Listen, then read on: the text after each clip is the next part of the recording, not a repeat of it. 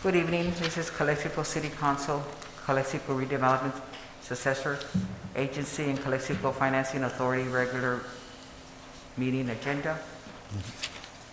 We will be going, this is the closed session part. It is Wednesday, May 19, 2021, and it is 5:33. Mayor, we do have one item we request for council's consideration to add to closed session. It's an urgency item with direction from the city council on.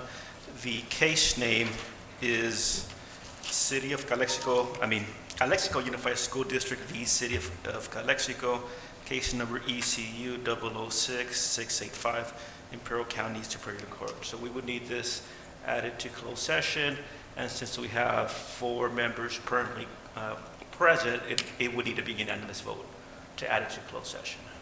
Okay. So if I could get a motion adding that case to closed session.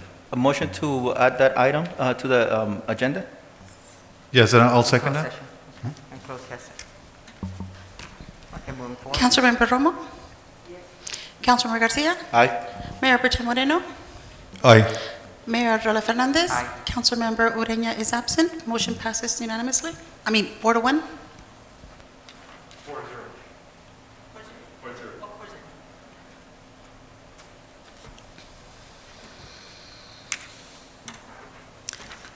Okay, moving on. We will be going into closed session. Or do we have any public comments? Roll call. No public comments. I'll just do the roll call. Mayor Arreola Fernandez? Here. Mayor Pro Tem Moreno? Here. Councilmember Ureña is absent. Councilmember Romo? Councilmember Garcia? Here. We have a quorum, Mayor. Okay. So we will be going into closed session, and it is 5:34. Okay. It's going to be in Gabby's company. Everyone, it is 6:37, and we are starting our regular Calexico City Council, Calexico Redevelopment Successor Agency, and Calexico Financing Authority regular meeting. This meeting is being called to order. Mayor Arreola Fernandez? Here. Mayor Pro Tem Moreno? Here. Councilmember Ureña? Councilmember Ureña?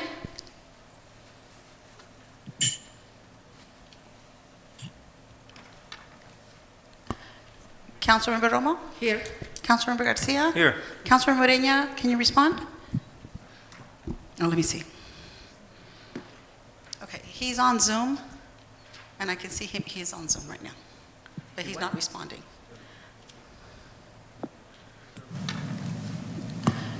Councilmember Romo? Here. Councilmember Garcia? Here. Councilmember Moreno, can you respond? Here. Oh, let me see. Okay, he's on Zoom, and I can. Councilmember Ureña, but he's not responding. Hello. I can't hear him. He said hello. Okay, he's there. Councilmember Romo? Here. Councilmember Garcia? Here. Councilmember Ureña, will you respond? Here. Okay. We have a quorum, Mayor. Okay. Are you ready? Okay. Pledge of allegiance. Mr. Figueroa, will you lead? Right hand over your heart. Ready, begin.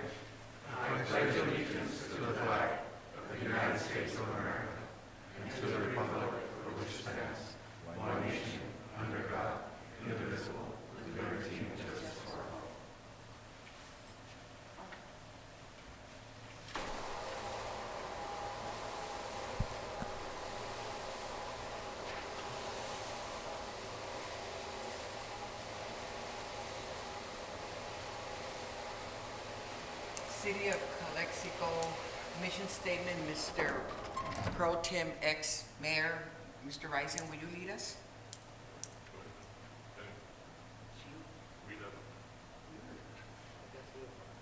Okay, I'll read it. City of Calexico mission statement, together we pledge to provide effective education services To improve the quality of life of all in the border community, Viva Calexico. Innovation, Mr. Pro Tem Moreno, will you lead us? Thank you, Madam Mayor. Dear loving Father, thank you on behalf of all who are gathered here today for your many and abundant blessings. Thank you for the life itself, for the measure of health as we fulfill our callings. I pray for our mayor and for our various levels of city staff, particularly for us, the assembled council. I'm asking that you would graciously grant us wisdom to govern amid this pandemic, to govern with a sense of welfare and true needs of our people, govern with justice and righteousness. Amen. Amen. Thank you. Closed session announcement. Mr. Yes, Campos? thank you, Mayor. City Council met in closed session on the two items, one that's on the agenda and item that we had added as an urgency item. Received direction on the items, but no reportable actions were taken. Thank you. Presentations. Madam Mayor, we have a request prior to the approval of the agenda. If there can be a presentation from Imperial County Supervisor Ray Castillo with us today as the first item in the presentation calendar, please. Thank you. Do I have a, okay, now do I have a motion to approve the agenda with adding the presentation of our Supervisor Castillo? A motion for approval? I'll second that. Councilmember Garcia? Aye. Councilmember Romo? Aye. Councilmember Ureña? With adding the presentation of Supervisor Castillo? Mayor Pro Tem Moreno? Aye. Second that. Mayor I Rola have some Fernandez? discussion on Motion the passes. motion that is being made. Garcia? Aye. Councilmember Romo? Okay, presentations. Councilmember Ureña? Imperial County I have some Supervisor, discussion Mr. Ray Castillo. on this motion. Welcome.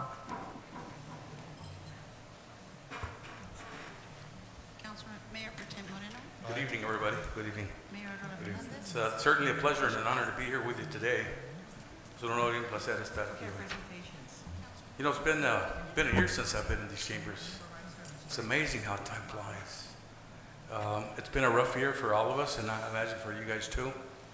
And this past year, 2020, will be a year that I don't think we will ever forget. We missed out on so many opportunities, so many activities, so much that we missed out on. And I just can't wait for things to get back to normal. But you know, before I say some comments, I was born in Calexico. So I'm a native Calexican. And I remember my grandmother had a house over here on 2nd and Encinas. And we lived there with my grandparents and attended kindergarten school. Then after that, we moved to El Centro. But my father was a native of the city of El Centro. My grandparents came to this county about 1902. They came to the gold mines in Winter Haven, and they moved to El Centro about 1906. I had a tío, Ramon Castillo, the first one, born at the gold mines in 1903. And his birth certificate says Hedges, California, County of San Diego, which back then it was San Diego County. And then it became Imperial County in 1907, and that's why you see Calexico incorporated in 1908, because by then it was Imperial County. Before then it would have been San Diego County. But the years fly by, it's amazing, and just so many things. And you know, when I came in earlier this evening and I heard the sirens of the fire truck, and I got to thinking, it's a really pleasant sound. I mean, at first, you know, you think about it, it alarms you, the sirens. But when you think about what government represents, it represents public safety, first responders, and to hear the sirens, knowing that they're responding to some emergency call, it's a very relieving and soothing thing to know that, you know, government's in control. And I want to recognize and thank you for your service to your community, for keeping the city going, and it means so much to all of us. I know myself, this past year, most of my meetings have been through Zoom, and I'm not going to start going in person till June. Will be the first time in over a year that I've attended a meeting there at the Board of Supervisors in person. But it's been some trying times, and I'm glad to hear, according to our Public Health Director, Jeanette Angulo, things are starting to clear up, and we're almost at that level where we're going to reach what we call herd immunity. So it'll be sometime this summer. The rates of positive testing are coming down. The numbers of people being hospitalized in the intensive care unit is also going down. So all that's are good signs, positive signs, to know that we're finally starting to open up. And in my mind, we can't open up soon enough. I mean, it looks like we've been locked down for so long. It's not soon enough. So hopefully things will get better, and I know that they will. When this pandemic first started last year, there was a lot of concerns, a lot of fears. What's going to happen, with the economy? And thank God for the government that they stepped in and they did that first relief bill, and then we've had a second stimulus, and they've all been very, very helpful. Some businesses have failed, but I think in time a lot of them are going to make a comeback. And thanks to those stimulus for the federal funds and the state that has stepped in, that we're going to do well. I'm glad the government was able to stay open, even though with on a limited basis. I know the county, we had to shut down our office and not allow people to go in, and so it's been really a trying time, but somehow we've made things work, and things have worked, and all thanks to the diligence of our first responders and all folks working in government, or as we call them, essential workers. Thanks for the essential workers, because they kept things going, and so it's been a real relief. But I say we're almost out of the woods. Be a little patient, and I think things are going to get well. I know for the county, we're talking about in the month of June, have most of the staff return back to work, and so gradually it'll stop. And which the timing was perfect, because by then summer sets in, and summer school kids are off for summer school, and so some parents will be able to come back to work. And then come the fall, hopefully things will, by then, we'll have reached herd immunity, and things will go back to somewhat of a semblance of normality.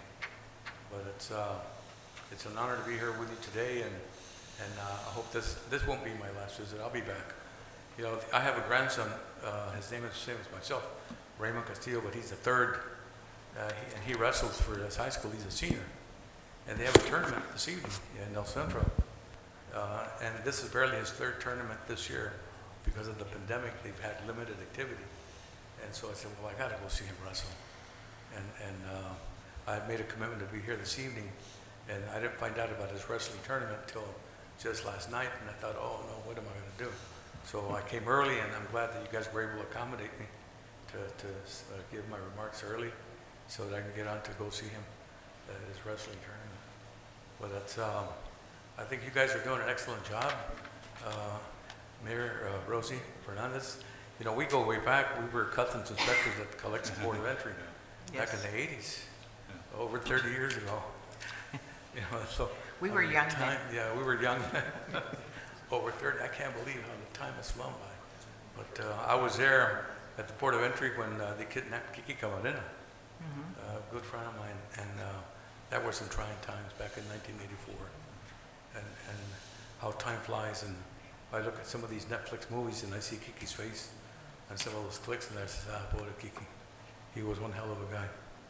But I just, it's amazing to see history, being just living history before your eyes, and to see some of my friends become part of that historical fact. It's amazing. But I looked at some of these pictures here, and like Fernando Torres. We were good friends. Fernando worked at the DA's office as a DA investigator, and we go way back then, man. And I mean, just on and on. And I see my ex-county supervisor colleague, John Renison, whose picture is up here, and I mean, it's just amazing. But Calexico is rich with a lot of history and a lot of community involvement, and I think it's something to be proud of, and to see new government leaders come up, to the ranks is great. But thank you for having me here, and I'll be back again, and hopefully next time stay a little bit longer. Okay, but thank you. Thank you, Ray. Thank you. Mr. Castillo, thank you. Madam Mayor, Ray, before you leave, I think this is great. I think this is part of what we have seen lately. I mean, Supervisor Escobar is it's quite often, here in these chambers. Also, not too long ago, a few weeks ago, we had also County CEO Tony Rojodas also come down and pay a visit to us. Now you're here, so I mean, that's what we want to see. That's what Calexico it's looking forward to, the continued partnership. And more than a visit, your visit today, this is just a great way to begin. We're going through this pandemic, but retake and just come out stronger with partnerships. And I think this communication, these visits will be the foundation of what's to come, which will be better and greater than when we were going into the pandemic. So thank you for your visit. Appreciate that. Just another remark. Back in 2010 census, they did some redistricting, and that's when they redrew the boundaries for District 5, Supervisorial District. And for those of you that don't know, the District 5 represents everything east of Andrade Avenue, with the exception of what's the Oliver Canal. The north side is not part of my district, just south of American Canal, then east of Andrade, all the way to the port of entry. And of course, my district represents 5,000 residents in Calexico, Hopeville, Barberworth Country Club, Eastside El Centro, Eastside Imperial, Eastside Raleigh, and Winter Haven, Palo Verde. And so I have to go to all those different communities. And it's a lot of fun. But anyway, thank you for the invite, and now I'll be back. Thank you. Sure. Okay. A presentation by Giselle Mendoza on Imperial Valley Small Business Development Center services. Welcome, Giselle.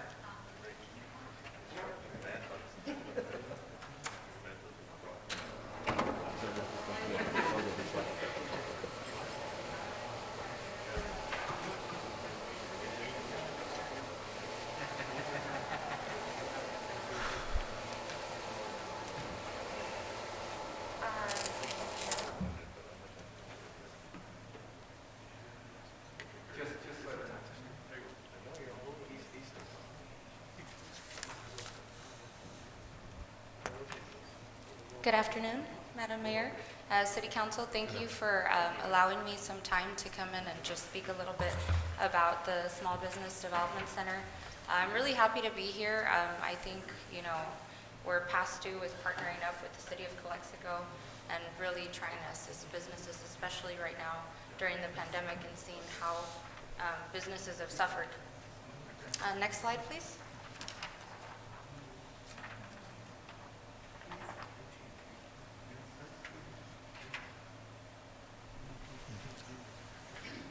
I think you skipped one. There we go. Thank you. So I just wanted to give you guys a little bit of information about us, just give you some insight as to the services that we provide. So our resource partners are with the U.S. Small Business Administration and the state of California. So we are primarily funded by the SBA to provide services free of charge to businesses. What does the SBDC do? We provide webinars and resources for startup businesses who are in the process of expanding, emergency loans, grant programs.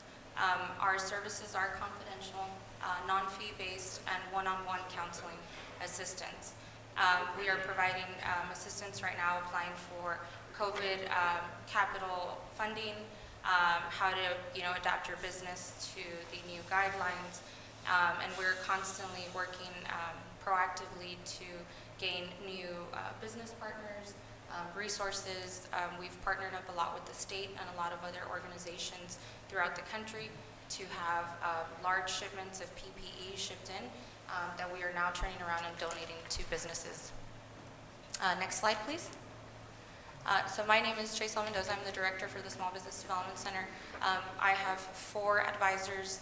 Whoops, I think you skipped one, sorry. 4 advisors in our offices. One of them is Diana Cortez. She's a business advisor. She assists with startups, accounting, and finance.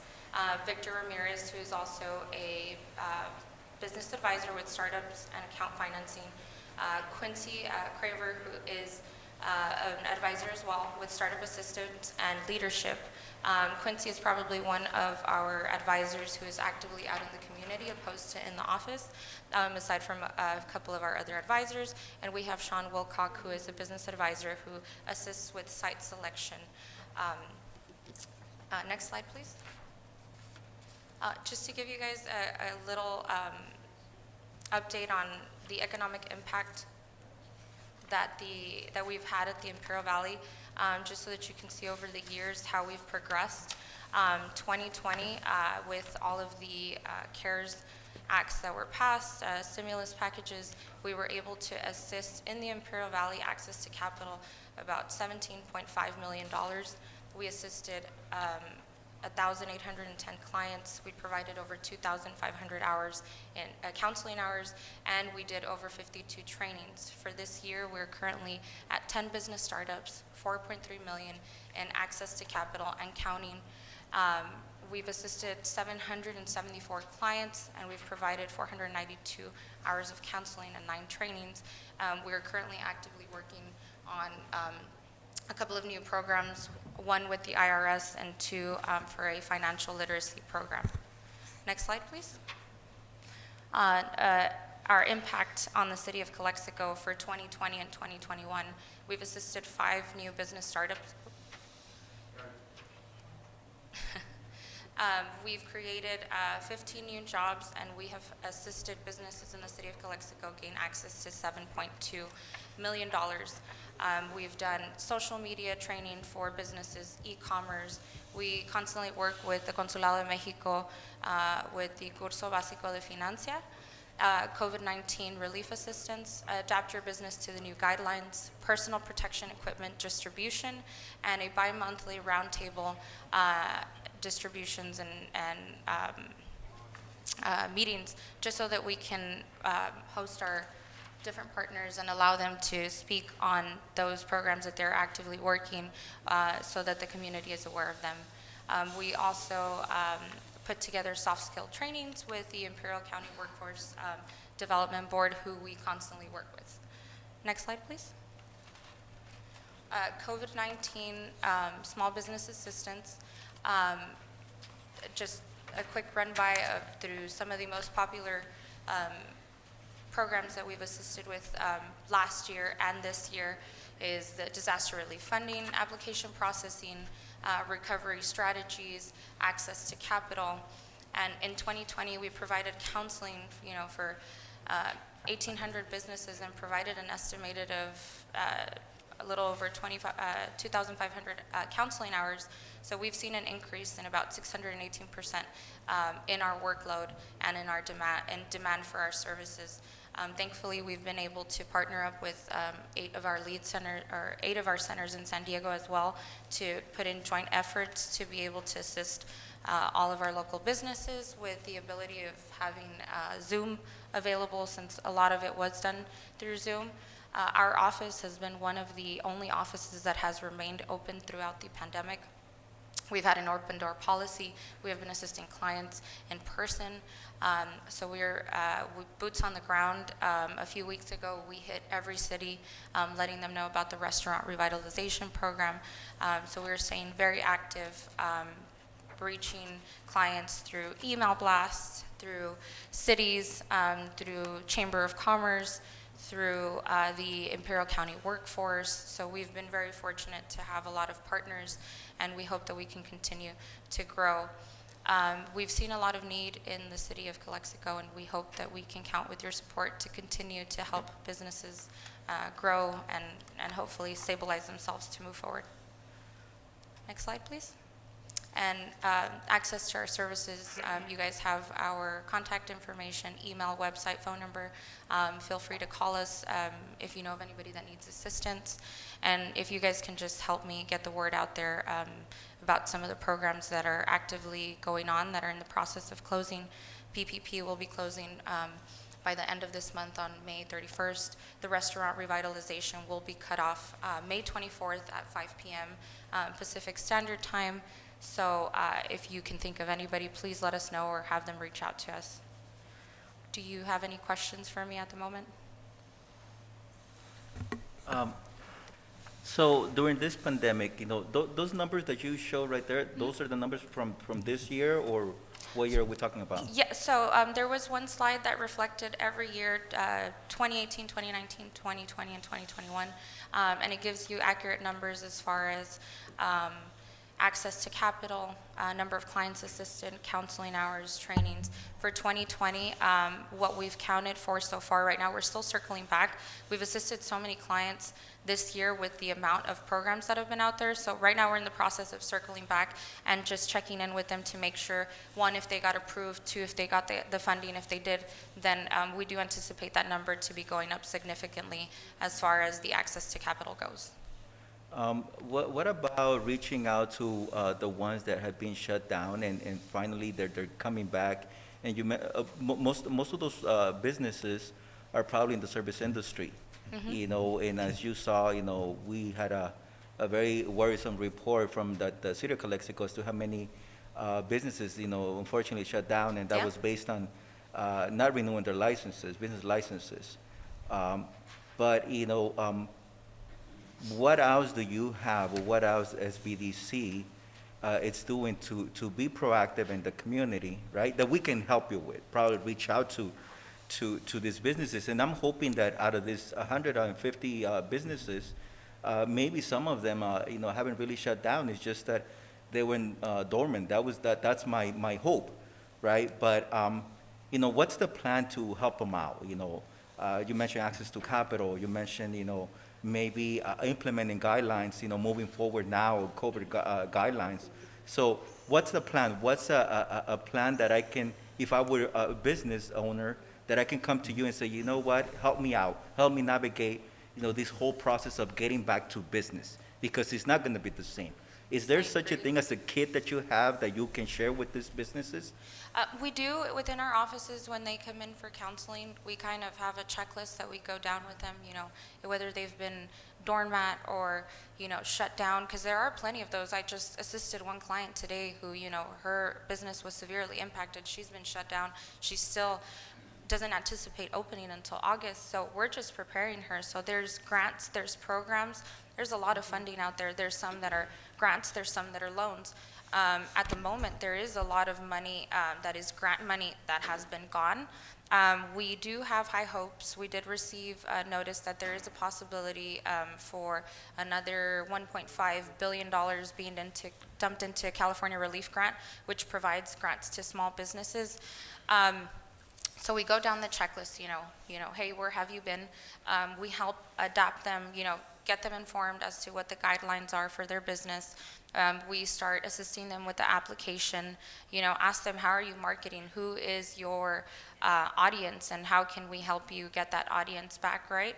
And then we have stacks and stacks of PPE, so we send them off with their masks, their hand sanitizers to alleviate so having to go out and purchase that, because that's very expensive, and it's something that you need to supply. So we kind of set up a little plan or a roadmap for them as we go down. Of course, every business is different, so it just kind of depends on what their current situation is, and help them to push forward, because we would hate to see these businesses closed down. That's their livelihood. So when I sit down and I speak to them, I feel their hurt, and I hurt with them as they sit there, and they talk to us about the unfortunate things that they have gone through, but we figure it out one way or another. If we're not able to get them a grant, there's some great opportunities like the economic injury disaster loan, where they're eligible for a significant amount of money. It's amortized over 30 years at a 3.75 rate, for nonprofits at a 2.75 rate, which leaves a monthly payment to be significantly low. Their payments are deferred for 6 months, so it gives them the ability to get back on their feet and get going. So there are a lot of opportunities.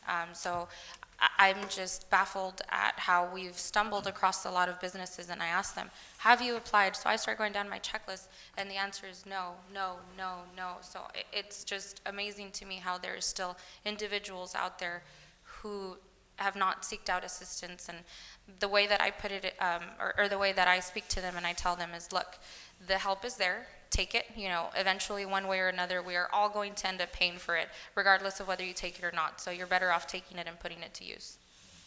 And that's exactly what I was talking about, what you just mentioned, and that's part of what I can probably call, not a survival, but getting back to businesses kit, right? Where you include the financing, especially what you just mentioned, because, now that they were shut down for a year plus, I mean, their credit probably is not in the best standing right now. Their ability to have access to capital funding, it's very probably challenging or limited. So all those things that you maybe have additional information, you are the experts in your team, so maybe if you can just, have that kit, for us, or maybe, you come out to our community, as we get ready also to open up, I see that you had a banner out there, but that's just a banner. So hopefully, if you can just set some hours, aside, for you to come down, and maybe also your marketing be also in Spanish, which I probably you do. I've seen it. So that also, I think is really important. But if you can have that, and if you can have all that information on funding and how can they qualify, how can we make it possible for them? Because it's going to be important for them to have access to capital. Businesses have to, again, reestablish or replenish the inventory that it's gone now. So things like that, getting back to operations. So if you can just have that, maybe we can have it here available also.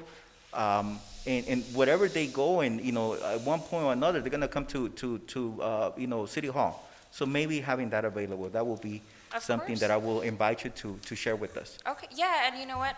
A lot of there's a lot of lenders out there, CDFIs, that are specifically targeted towards communities, rural communities, those that are socially and economically disadvantaged, minorities, and they're well aware of the impact that COVID has had on their credit. So the credit factor has become very lenient.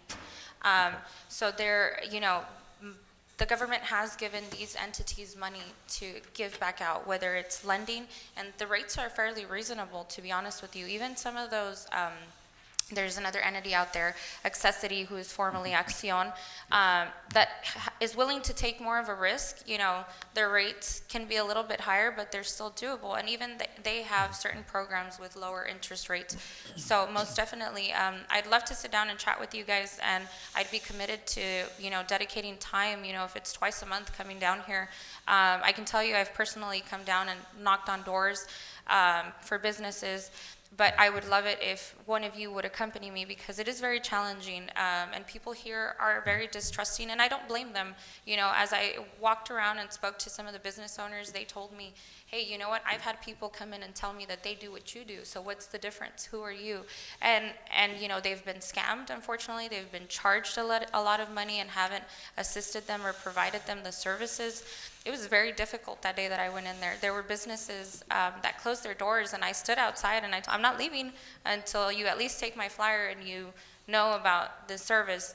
So I know I've reached out to other individuals that were happily pointed me in the direction of some of those local mom and pop shops that said, these guys really need the help. And I really appreciate that feedback, because that's what I need to know. But I think if maybe I had one of you by my side, maybe people would be more welcoming and trusting, and I'd be willing to commit to coming down and having hours here at City Council, at the City Hall, I'm sorry.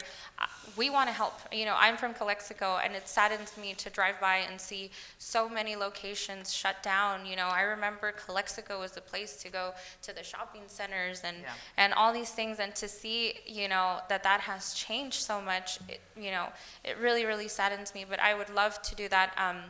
We're in the process of coming up with a financial literacy program where individuals can get certified.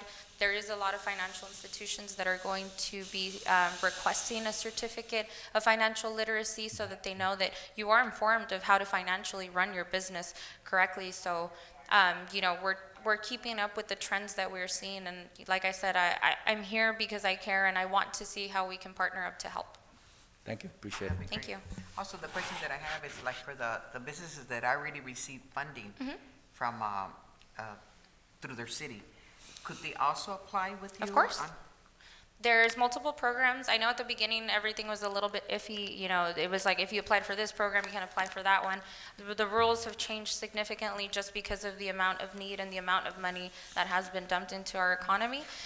So there are multiple programs. Sometimes they may make you subtract some of that money from additional money you can get. But we assist with all that. We go through the whole process and we ask them, have you received money from other, sometimes through those applications they ask and sometimes they don't. It just And, depends. and the way they go about it, either they contact you directly, go on email, how's the application process? Yeah, so they can contact our office, they can email us most of the time. The moment that they call, we ask if they're registered as clients. If they're not, we ask that they register.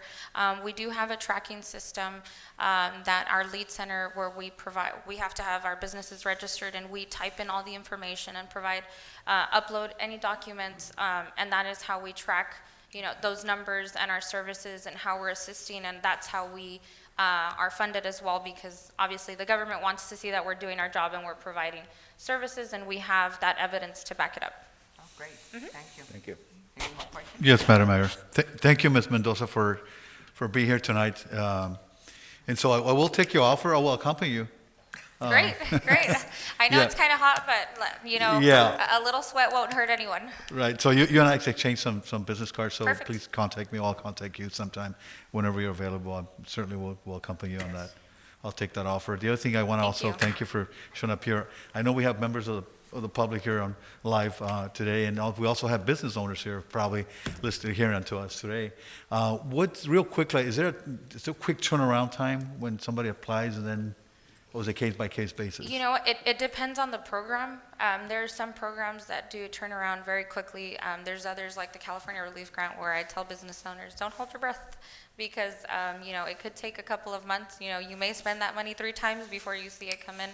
Unfortunately, those turnaround times depend on the entity that's providing the service, you know, whether it's PPP through your financial institution or an online vendor. The EIDL, the Economic Injury Disaster Loan, we're on SBA's clock, so they get to decide. It could be fairly quick. It could take a few weeks. It could take a month.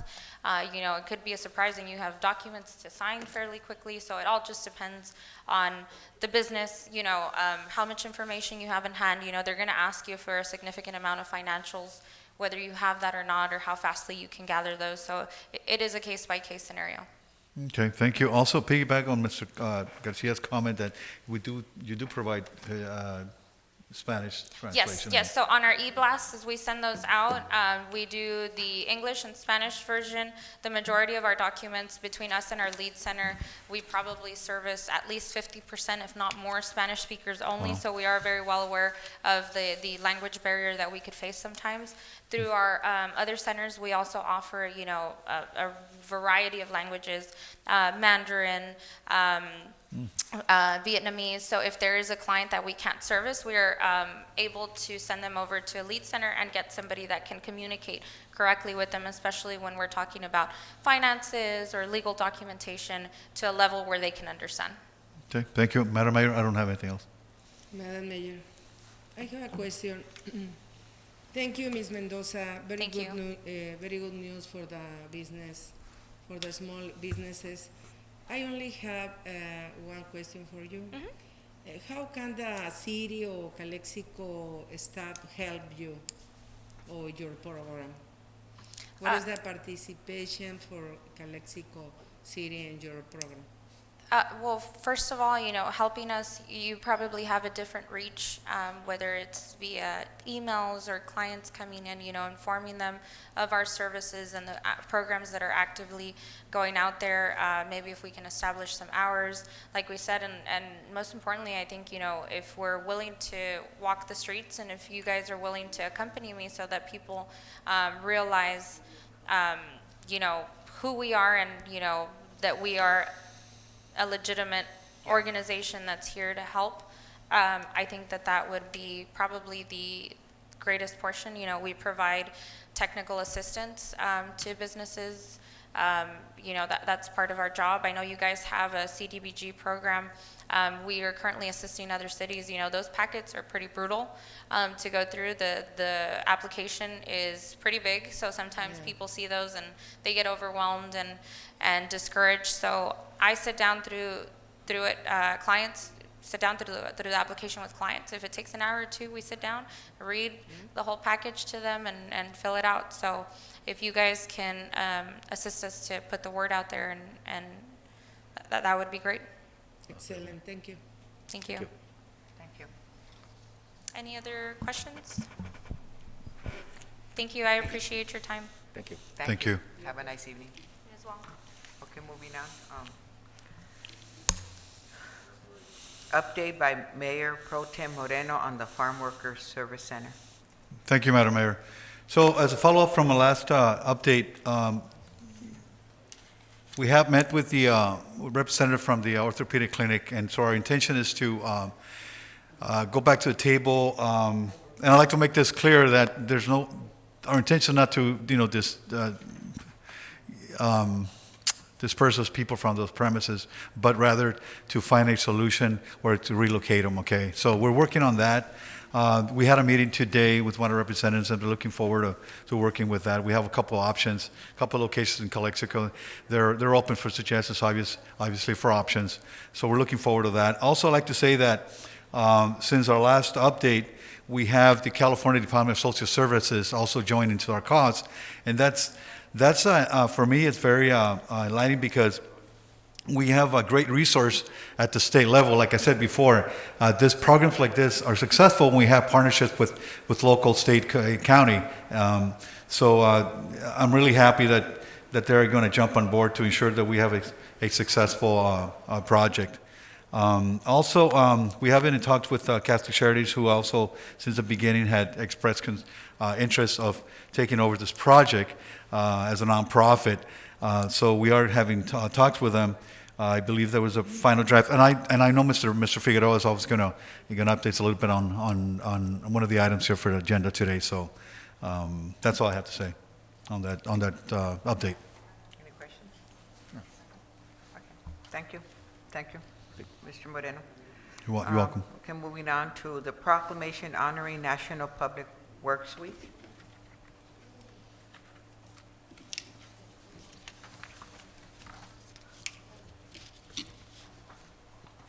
Okay. Mr. Moreno. Proclamation National Public Works Week, May 16th through May 23rd, 2021. Whereas public works professionals focus on infrastructure, facilities, and services that are of vital importance to sustainable and resilient communities, to the public health, high quality of life, and well-being of the people of the city of Calexico, and I'll just go on because Mr. Reñez is not here.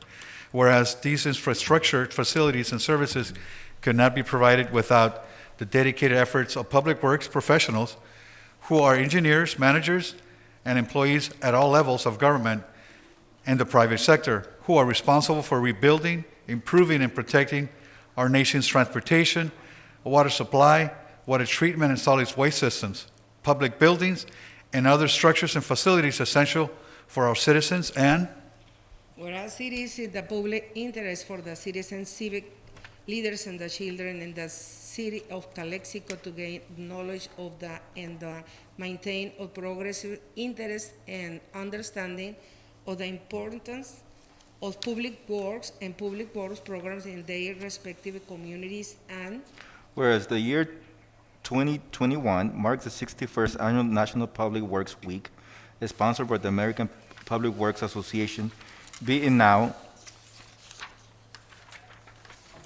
Resolved, I, Rosie Arola Fernandez, Mayor of the City of Calexico, do hereby designate the week of May 16th through 22nd, 2021 as National Public Works Week. I urge all citizens to join with representatives of the American Public Works Association and government agencies in activities, events, and ceremonies designed to pay tribute to our public works professional engineers, managers, and employees, and to recognize the substantial contributions they make to protecting our national health, safety, and quality of life. And whereas I hereunto affix my signature and official seal of the City of Calexico on 19th day of May, 2021.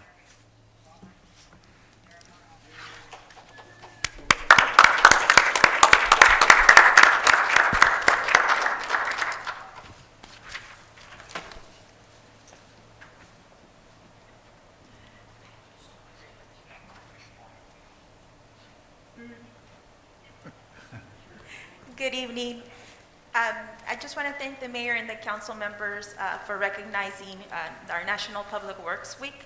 And also special thanks to all the employees in the Public Works Department that give 110% of themselves at work to provide the essential services for the city of Calexico. So thank you very much. You're welcome. Thank you very much for all your hard work.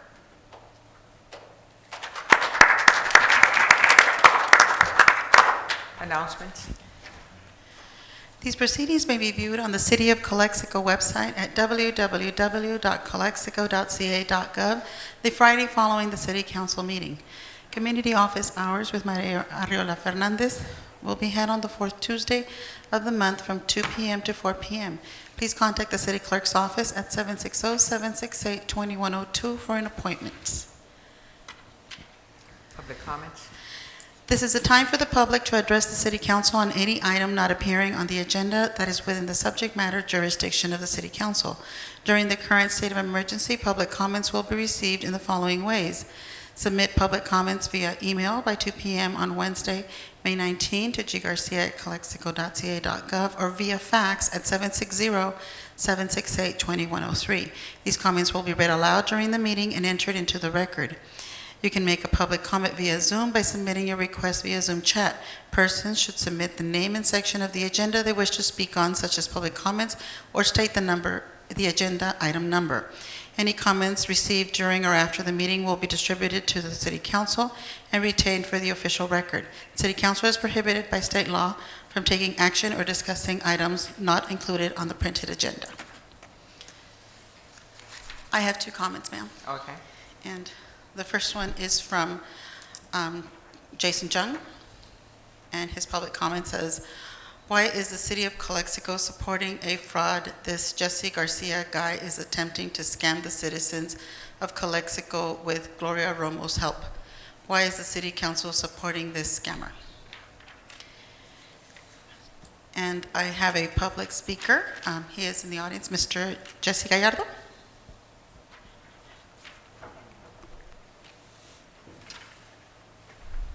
Good evening. Ma'am, Okay. council. So I read through the agenda on item 12, and we're getting 10 trailer parks for the homeless population, for COVID positive population at the First Street next to the border between Mary and Blair, correct? So, question, did you or the city or whoever ask what we felt about it, we already have homeless sleeping in that area alone, and are you guys gonna ask business owners in that area or the homeowners in front of the street how we feel? Now we have to address this to our attorney. Oh, yeah, just want to comment that during public comments, you can make comments. Council's not supposed to respond just because of Brown Act. Yeah. At the same time, too, there is an agenda item, number 12 on the agenda, and that would be the appropriate time Yeah, to but make those he comments. wanted to address it because he needs to leave early. Oh, okay, great, okay. But we're not going to answer you. Okay, and second thing, Mr. Gerardo, what is here? Until we had a break-in at Fallas Paredes 3 days ago, if I'm not mistaken. Oh, no, wait, almost a week ago. Before that, we had 19 days without a break-in. So that's awesome. For a month, we had 20-something break-ins. Then it stopped for 19 days. Thank you, Mr. Gerardo. And then, that was the department. And then we just had another one. So amazing job we're doing. And I'm not being sarcastic. This is serious. 19 days without a break-in in the whole district. So thank you very much for your time. Thank you. Okay. Any more public comments?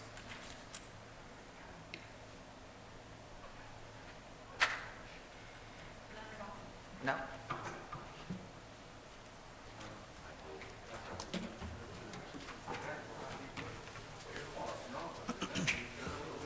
Manager's report. Madam Mayor, members of the council, those in attendance, members of the community watching at home.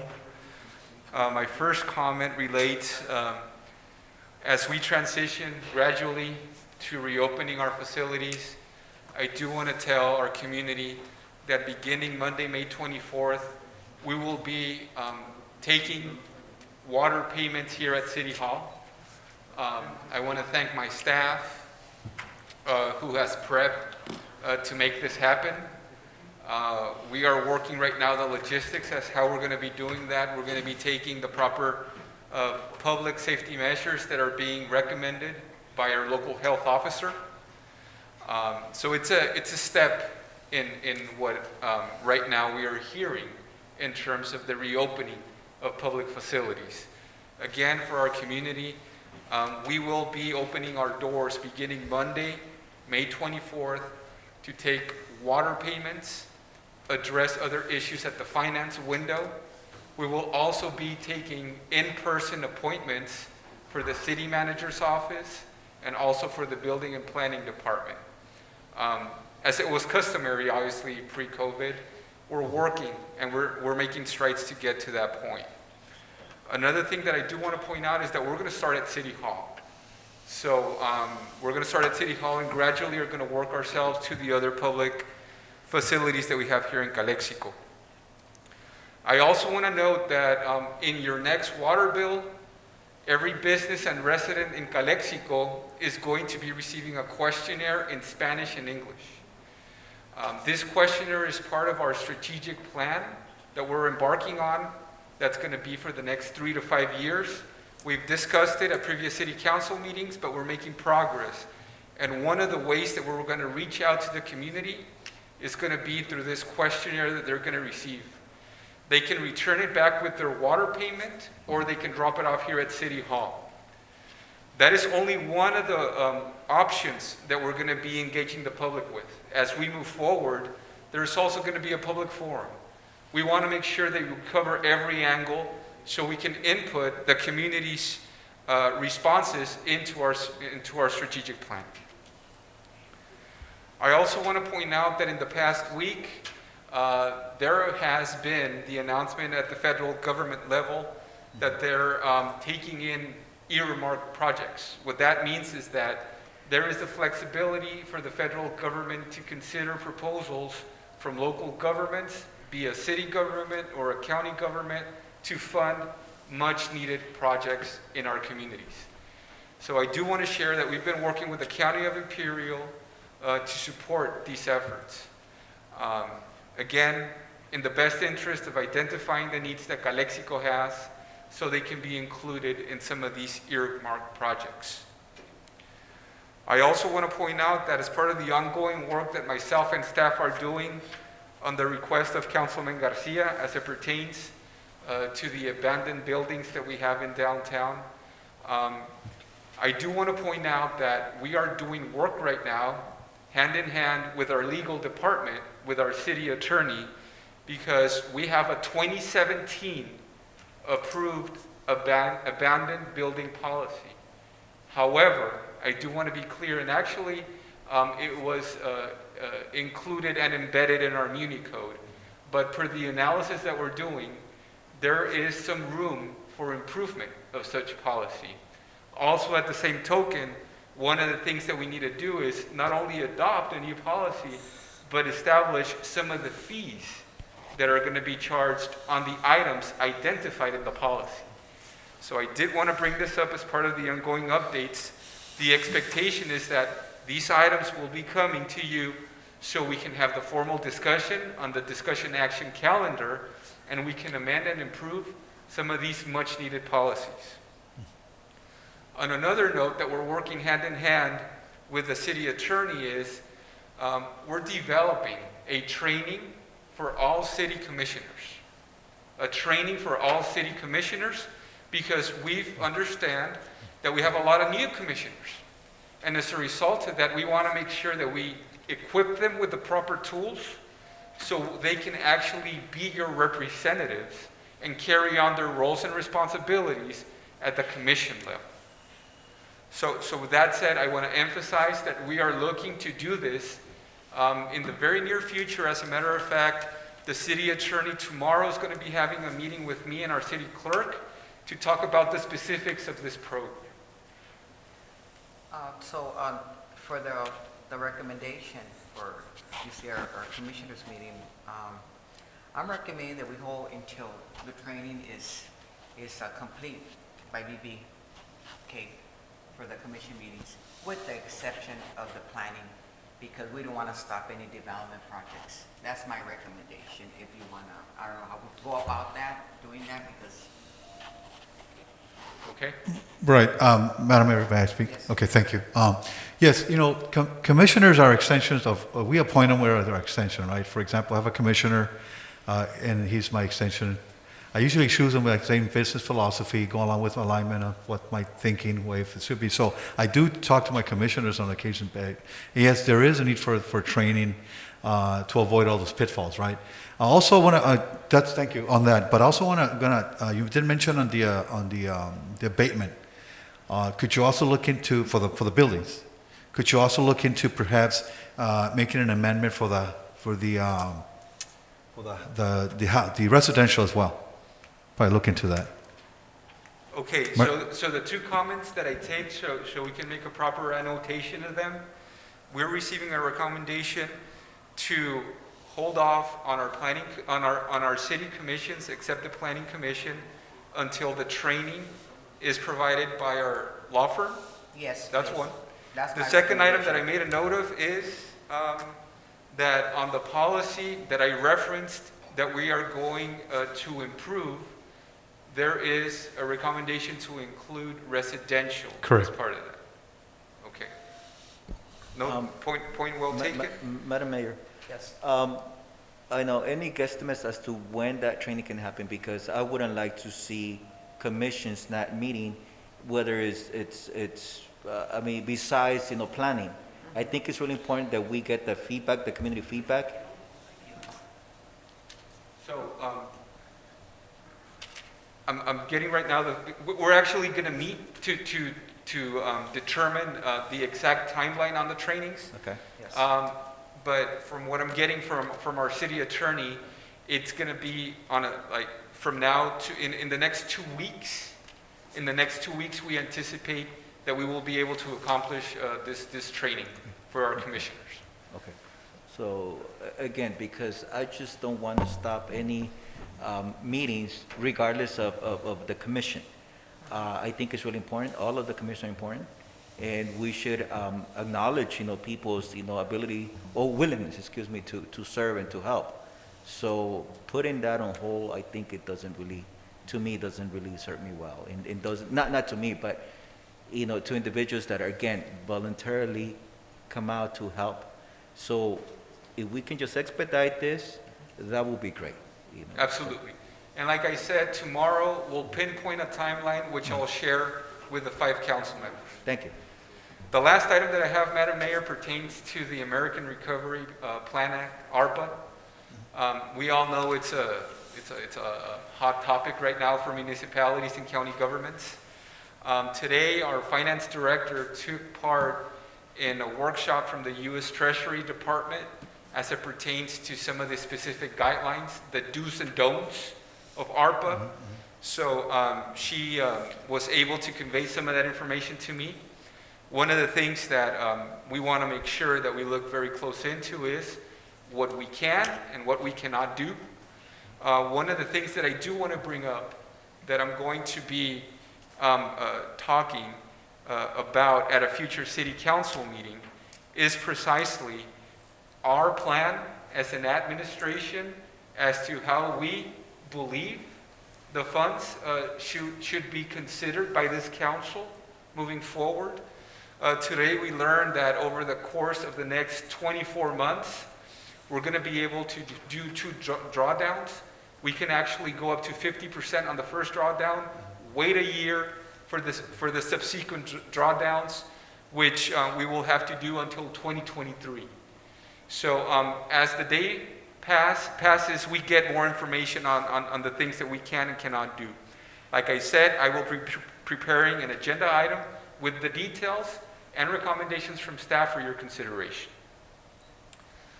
With that said, Madam Mayor, that concludes the 5 items that I had to report. At this time, if possible, I would briefly want to bring up Fire Chief Avila, so he can just give us a brief overview of some of the information he is receiving as it pertains to COVID-19. Madam Mayor, really quick, Miguel, before you leave. Also on the strategic planning, is there a way that you can look into also doing this survey electronically or making that available through one of those, mass emails or, that can be available so people can participate also electronically? Yes. I don't know if that's something yes, that's considered. and another way we're targeting is also website and social media, in which we can actually upload the document, so we give people the opportunity to access it there, aside from determining how we can use an email to also get that to our constituents. Or for them just to send it back to a general Yes. Email, something like Yes, that. a generic email from the city that they can send it to. Yes, absolutely. All Thank those you. things are being considered. Okay, thank you.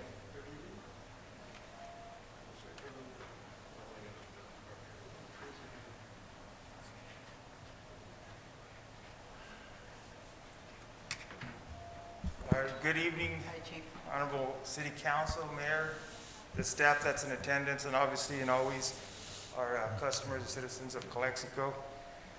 It's going to be a real brief update. Not much has changed. There's only a couple of things. Obviously, we're still pending on the mask update. Whether do I keep it on, do I not keep it on, depending if you're in a building. So it's not very clear. Remember, the CDC approved it. Still needs to be approved at the state level. At the state level, goes to the county level, and that's exactly who we're following. So as soon as the county gives us some clear direction to follow, trust that we'll be doing the same thing. As far as the numbers go, 37 active cases in the city of Calexico, and out of those 37 cases, half of them are, and what we're starting to see now is they're non-symptomatic, and that's a good thing. So a lot of these people are still doing the testing, which we want people to do, is to go out there and get tested. A lot of that, half of that 37 people didn't have any symptoms at all. They didn't even know they had it. Some were already on the back end of finishing up. So it is important to still get your testing. If you find yourself socializing and you just have that little doubt in your mind, please go do that. Our testing sites continue at the places I've stated in the past. Most of your doctors' offices, all the health clinics in Calexico, and you can for sure get your test there. Vaccinations are still taking place. We're encouraging people to get vaccinated. The more that we get vaccinated, the closer we get to this herd immunity, and the faster everything comes to normal. The other thing is, as far as the vaccination, it's been approved for children of 12 years and older. So remember, if you fall in any of those categories or any of those previous tiers, you can still get your vaccination. But obviously, the big thing now is that if you're 12 and you choose for your child to get it, then you can also do that. Other than that, the call volume at the fire department for COVID-related cases obviously is coming down. We're also seeing a big decrease of COVID-19 cases at the U.S. Port of Entry, which is good for us as well. We're doing an inventory checkup on our PPE just to make sure that we're still in compliance and that we have plenty in reserve in the event that we were to have another outbreak or increase in our numbers. So, unless you have any questions, that'll be my brief COVID update. Not related question to your update, Chief. How many calls have your department responded so far? Up to date, I can get that for you. No, I mean just out of because last year we're close to 1,800, I believe. Wow. Or if not more. If you give me a couple seconds, I can do it, because we have seen an increase in call volume, and it's not only, obviously it's not just related to COVID, but it's just medical emergencies in general. And we've also seen the fire calls are happening a lot more frequent now. So with this little change to the ordinance that we're planning to do, that's going to help us out a lot, to put some of the responsibility back on the property owners, and that way they can protect and secure the properties better.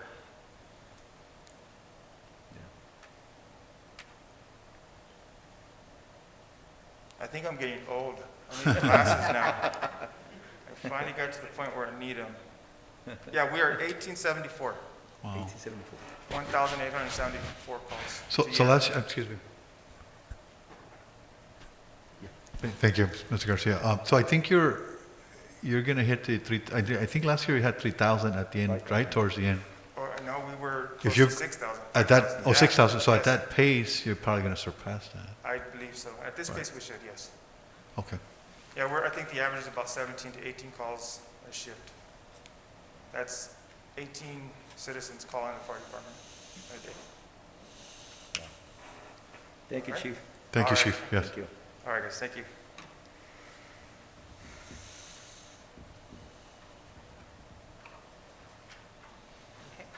Moving on to city council comments and reports of meetings attended. Starting to my left, Mrs. Rojo, No comment. no comments? Mr. Garcia? Thank you, Madam Mayor. So I had the opportunity to attend the Regional Council and General Assembly, SCAG.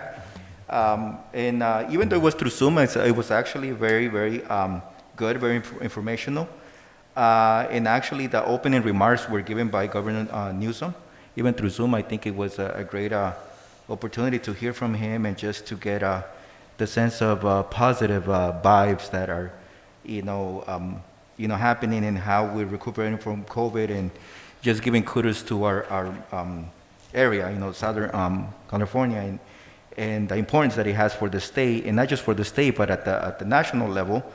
And the number of people actually, and 19 million that encompass the whole SCAG region, and what that represents also in dollars and cents to our economy, not just the local economy, but the national, and the importance that it has. But then also after that, it went on to tend to business of the day, which was to appoint the new SCAG officers. So that was very, very interesting because every representative had a chance to cast their vote, verbally. So I had a chance to actually do that in at least a couple of times. So we have a new president.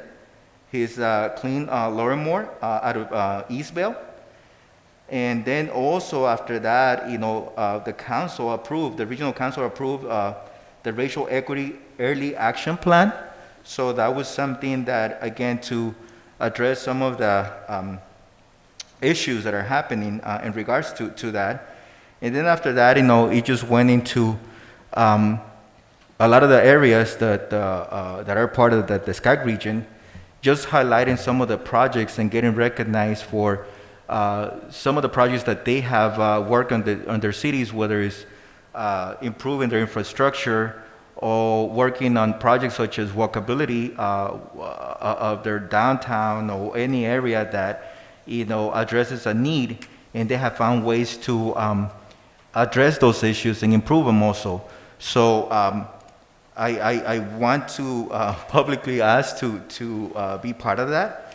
Hopefully when the next time the next assignments come, I think there's a very good opportunity for us to continue to be part of it, and we're going to continue to be part of it, but to actually tap into the knowledge of all this organization and all of the cities that belong to the SCAG region, and just replicate some of the work that they're doing, so we don't have to reinvent the wheel. We just have to replicate the models that they have put in place to bring much needed improvements to their cities. So that was a great meeting. Then also I had a chance to participate in the Southern Border Region Committee meeting that was actually put together, and it's put together by Supervisor Escobar. During that meeting, all the representatives from type management from IID came down, and they actually provided great information in regards to availability of water and power. And it was very, very good to hear that, we are in Calexico, we're in good standing when it comes to power, and that we should be able to continue to work on business attraction, because again, there is plenty of power, but more than that, I think, there is a great opportunity to continue that communication that, through the city manager's office and through Supervisor Escobar, and of course, Director Gonzalez, have opened those lines of communication. So moving forward, I think, that is going to be part of that, or the way that I want to see it, part of the strategic plan, getting all these resources together, getting all these agencies, today we had a SBDC, so including that as part of the big plan to help our local community, business community, and our community in general.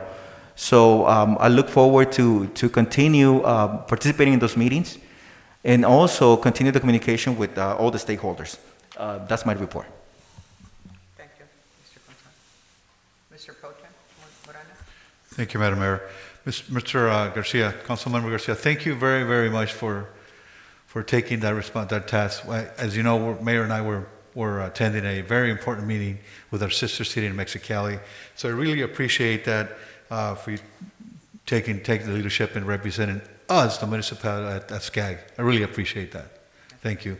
Having said that, I did have a chance to this week had a meeting with one of our citizens of Espinosa Street.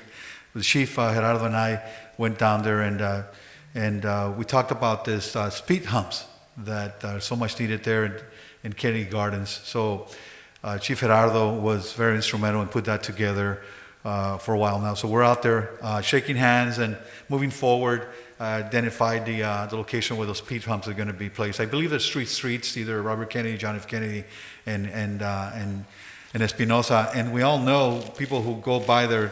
A lot of people that live on Zapata Street, they kind of cut corners to that through the whole residential area, and people were complaining for many, many, many years how the cars were speeding through that, and hopefully that'll bring some relief. And so closing a chapter for those people that were asking for those heat bumps for many years. The other thing I want to say is that I also attended a Zoom meeting, the California League of Cities. It's a webinar where the coronavirus state and local fiscal recovery funds guidelines, where we're told what are going to be the guidelines, what those monies are coming down from the feds down to the state and out to the municipalities down here. So that's my report, Mayor. Yes, thank you. Mr. Ureña on the phone? Okay, moving to my report. Like Mr. Moreno mentioned, we attended a binational meeting in Mexicali with Dr. Angel Armando Martinez Covarrubias, official and academic with experience in the public and private sector development, intelligence, national security, and defense efforts. We discussed economic, border-related issues and the impact of COVID-19. Very, very interesting and educational meeting. And on Saturday, the community got together to celebrate a memorial ceremony. It was organized by Al Centro, which included mayors throughout the valley and Imperial County representatives. We came together to reflect on COVID-19, the impact it has made on our communities over the past year. And a wall of hope was set up at the First Responders Park in El Centro, in which the wall will remain throughout the month. So public are invited to write a message of remembrance of a loved one or a message of encouragement of the first responders. And you could contact El Centro if you would like to write something on that wall. And we met today also with Javier. We had a California Cities webinar regarding the coronavirus state and local fiscal recovery funds versus Department of Treasury and the guidance. Also, the past week, Mayor Pro Tem Moreno and myself visited the mayors and the managers throughout the county. You know, we went to Westmoreland, Raleigh, El Centro, Imperial, Calapat, and the only one I think that we weren't able to meet was Hopeville. And of course, you know, we discussed the impact that COVID-19 has had on our community. We discussed the border issues, which is very, very important right now throughout the valley, how it's impacting our economy. And I said it was a very, very worthwhile meetings that we had. Well, when we were there in the meetings, unfortunately, they made a comment on what occurred on May 5th meeting regarding Mr. Ureña's, or Councilman Ureña's comments. They were not too happy about it, especially the comments that he made about Imperial and El Centro and the Highway Patrol pertaining to police, abuse in our county. And they did confront us on that. And what we said was that it's myself, Mr. Moreno, and Mr. Garcia were not at all in agreement of what Mr. Ureña said. And it was unfortunately that was mentioned. Moving forward, I know that they will be referring to that to us, maybe in a letter or in a presentation. Excuse sometime me, in the future. excuse me, No, Madam I'm talking, President. No, I'm talking right now. Okay? Mr. Ureña No, is Mrs. not Mrs. here, okay? Is not here, Mr. Ureña. Look it. It's not your turn to talk. Okay? So, while he's not here, he should have been here. So moving forward, I think I really, how could I say it, stand by those remarks because we all have to work together as a community. And I guess, and that's on my report.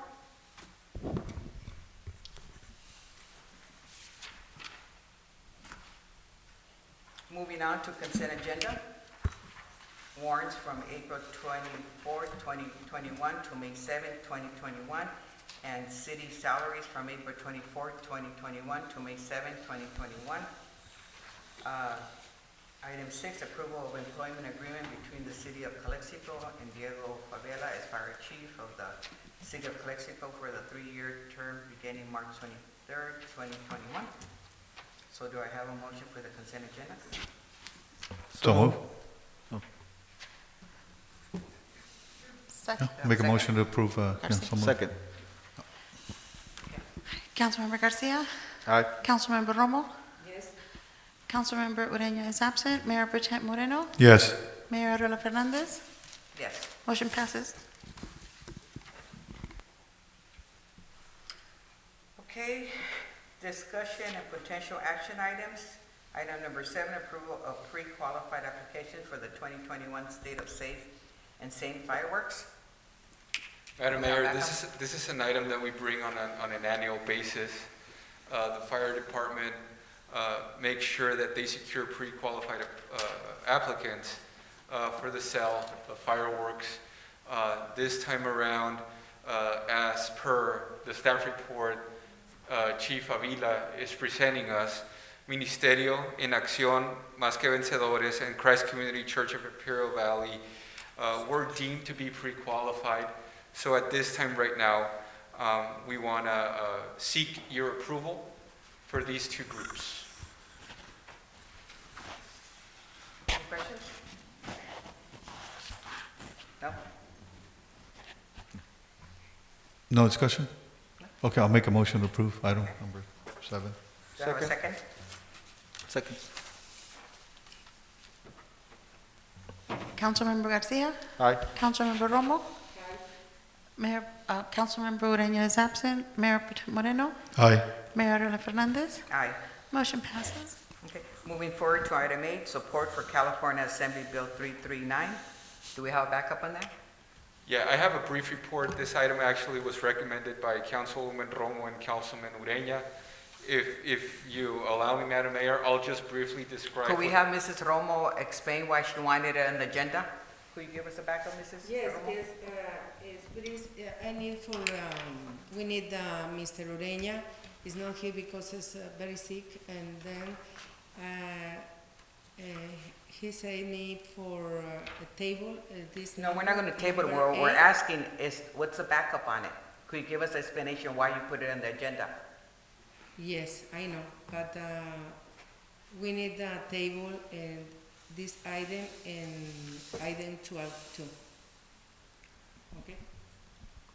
Again, my question was, Mrs. Romo, what was the backup on it?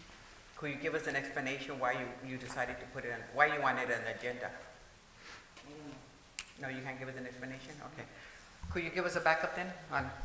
What this bill right now, in its early stage of the policy process right now that we're going through with bills on the Assembly and the Senate side right now in Sacramento, actually this bill affects populations of governments of 250,000 or more residents, and it pertains to specifically continuing the virtual meetings and the telephonic access for public sessions such as city council meetings moving forward after the COVID-19 emergency declaration gets lifted.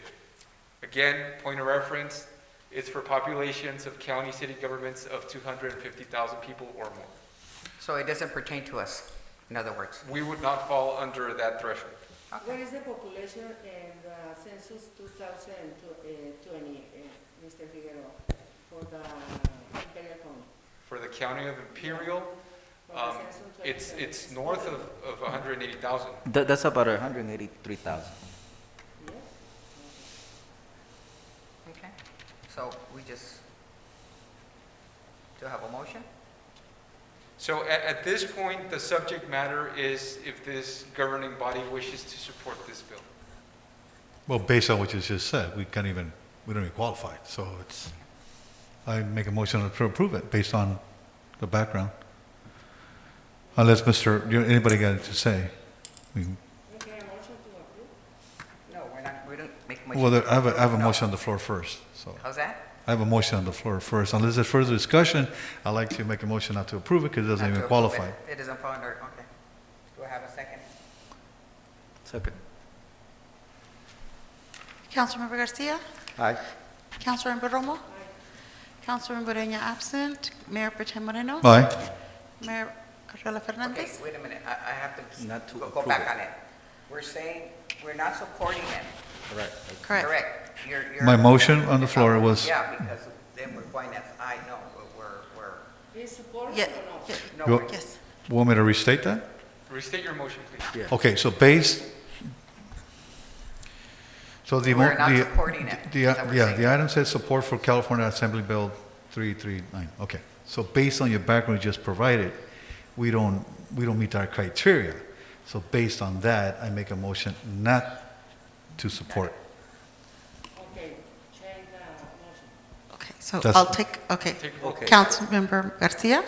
So the discussion, so we're just not approving Right. So even if you made a motion, if there was, let me withdraw my motion, there is no second motion, so it dies. Okay, guys, I'm not second, so the item dies and that's it. okay. Moving on to item 9. Madam Mayor, this item pertains to a request we received from the County of Imperial as they are seeking $650,000 in federal assistance to submit a community project funding recommendation as it pertains to being able to fund the preliminary engineering of a potential water treatment facility that would, in the near future, be part of the New River Improvement Strategic Plan that has been approved by the state of California. At this point, they seek the city support so they can secure this money, so they can see the feasibility and the impacts of having such project here in Imperial County. Any questions? Do I have a motion? Second. Second. Councilmember Garcia? Aye. Councilmember Romo? Councilmember Moreno is absent. Mayor Pro Tem Moreno? Aye. Mayor Arreola Fernandez? Aye. Motion passes.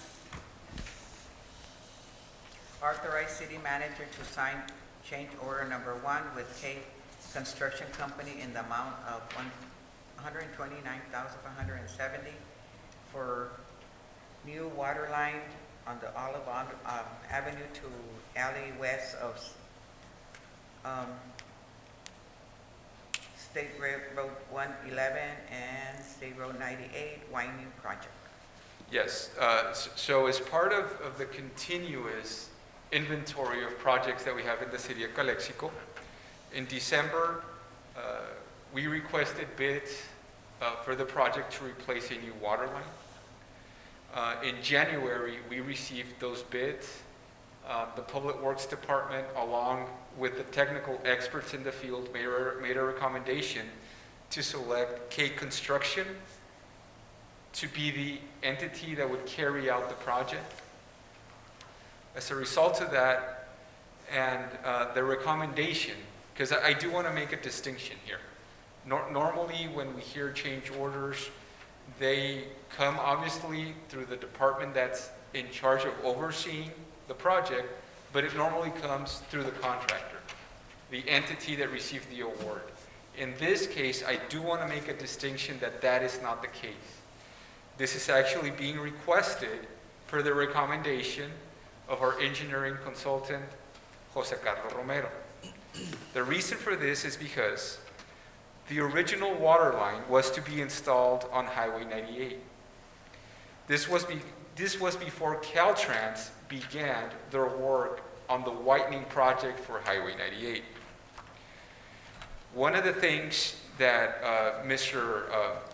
Romero recommended to the Public Works Administrative Manager and myself as the city manager is that actually relocating the proposed water line would bring additional benefits. The additional items that are accounted for are gate valves, fire service, and water service. The benefit of the change order is to improve the city's water grid system. The water line is not located within Caltrans right-of-way, referring to the new one that's being recommended and proposed. And additional fire service will help provide more fire flow to the fire sprinkler system at El Sol Market. On top of that, based on the analysis that was performed by our consulting engineer, Mr. Romero, it is very important to note that we would stay within the budget of the project. Although the bid that was awarded the project by K Construction came significantly under the project budget, adding the elements that I referenced right now would still keep the project feasible under the budget. So at this time, this is the recommendation that was made internally through our consulting engineer to staff and to my office. We bring it to your consideration, considering the add-on benefits it would bring. Madam Mayor. Yes. Question, Miguel. So you mentioned that, so this came about because, was this influenced by the work that is being done by Caltrans or not? I mean, to do this extra work. I mean, going back to the contractor that got this bid, so then we saw an opportunity to add this work to, be done. In essence, that's a very good question. I mean, how did the work that Caltrans is doing, was going to do in that area, did that trigger this additional work or this additional work that needs to be done and that will benefit it? And let me just, if you can just clarify, it wouldn't be so market. It will be the businesses around the area or the residents around that area, not necessarily just one business, right? Exactly, the Benefit. whole area would benefit. On top of that, and just to answer your question, Councilman Garcia, this was part of the review that was done on the plans where this surfaced. One of the other things that I do want to point out is also that as part of the scope that was being looked at, there was an additional manhole that was being considered, that once the review was done, it got eliminated because there was not a need, especially considering the relocation of the water line. So with that in itself, that also represented a savings to the project. But yes, you are right, it brings a benefit to the area. And let's put things into perspective. It's in the area of the post office on Ollie in 98. On top of that, I do want to share that at this point there are no other anticipated change orders. And I do want to be clear, this is a water line replacement project. And again, the reason that this is being brought forth to you is not because the contractor requested it, it's actually because of the in-house staff analysis that was done by our engineer. And that wasn't part of the original RFP that went out. It is, I mean, that's after you finding out, and I guess my question is, okay, so if this didn't trigger, or wasn't triggered by the work being done by, or that will be done by Caltrans, so then how did this come up that the staff went back and said, well, we can maximize, this work that we're doing, so I don't know, you get my question, but I just want to understand, because we had a chance to put it on the original, RFP, and maybe that would have been a little bit better when it came to, getting the bid, maybe at a lower, cost, even though we're still within the budget, so I think when you do that originally, rather than going back, even though we're triggering this ask or this request, additional request, but maybe next time, we can analyze, and we can't really, foresee these things, but, maybe we can do the analysis before rather than after. Absolutely, sir. Yes. We completely understand your point of view, and as a matter of fact, I share that same sentiment as it pertains to how we approach these types of projects, and how probably from the get-go, a deeper analysis could potentially bring these items up to our attention. At this time, this is the situation that we have at hand. It was, and again, I want to make sure that because I'm sure other people may have your same comments or questions, so I do want to make sure that it's understood that it was part of the review of the plans that was done by our engineering consultant. And one of the things that we always ask for is to make sure that they do an effective and efficient review of projects. And if items like this come up, if they merit consideration, I'll bring them to you. Would this have an impact in the new development that is happening by around Food for Less? Would that be part of that, what will benefit this change or this additional work? At the end of the day, the benefit is that there's going to be a more effective service for the sphere of where the project is going to be done. Okay, any more questions? Madam Mayor, if I may. If I may, thank you. Yeah. Figueroa, thank you.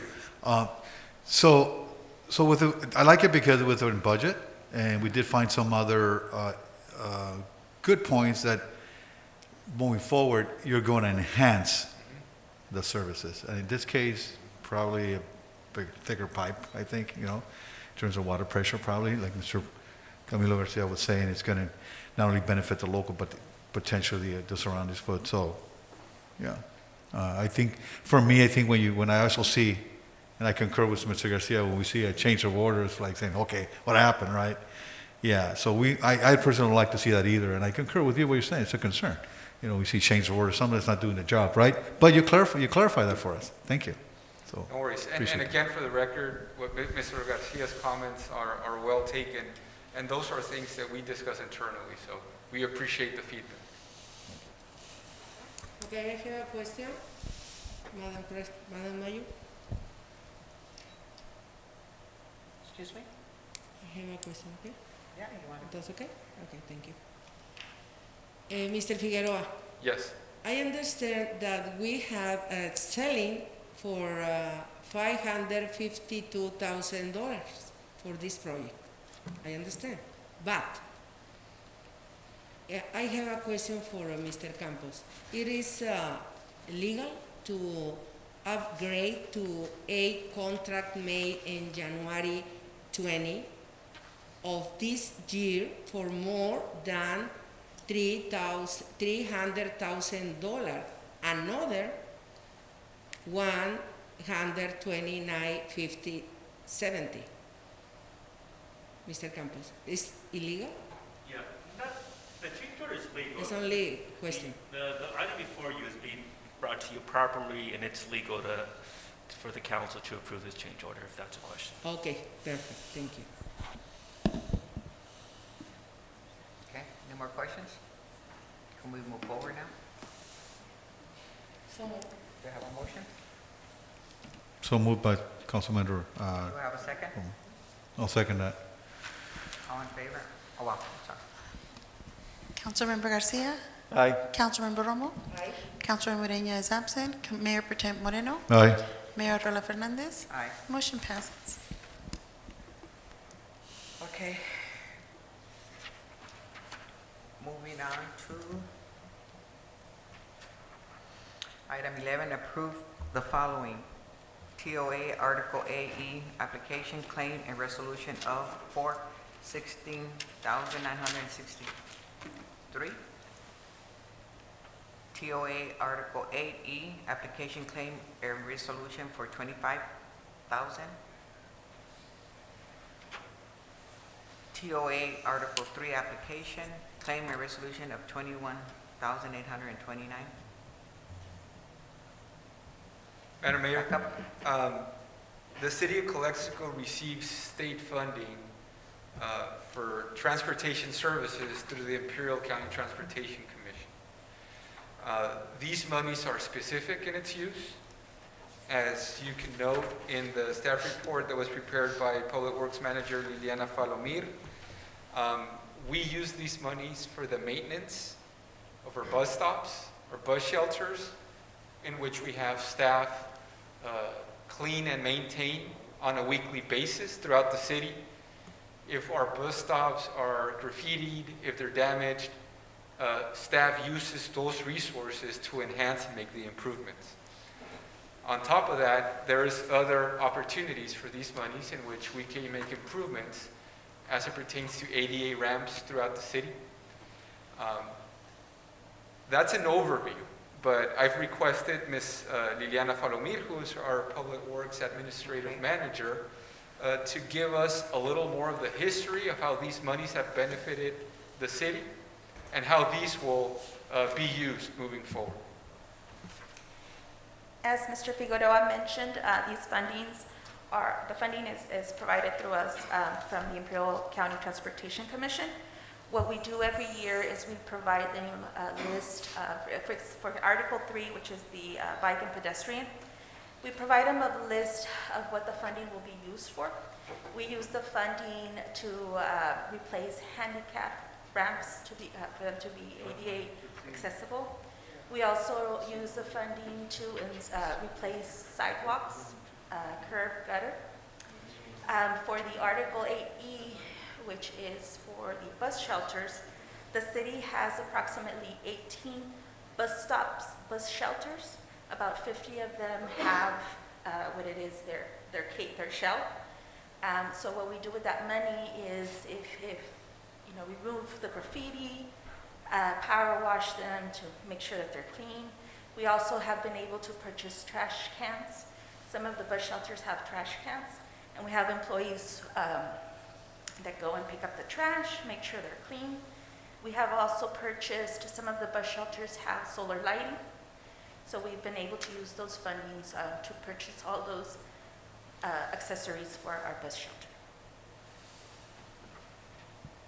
Okay. Any questions? No? Okay, moving forward. Yeah, just a question. So this money is based, or what determines this money? How much money we get? Is it a formula?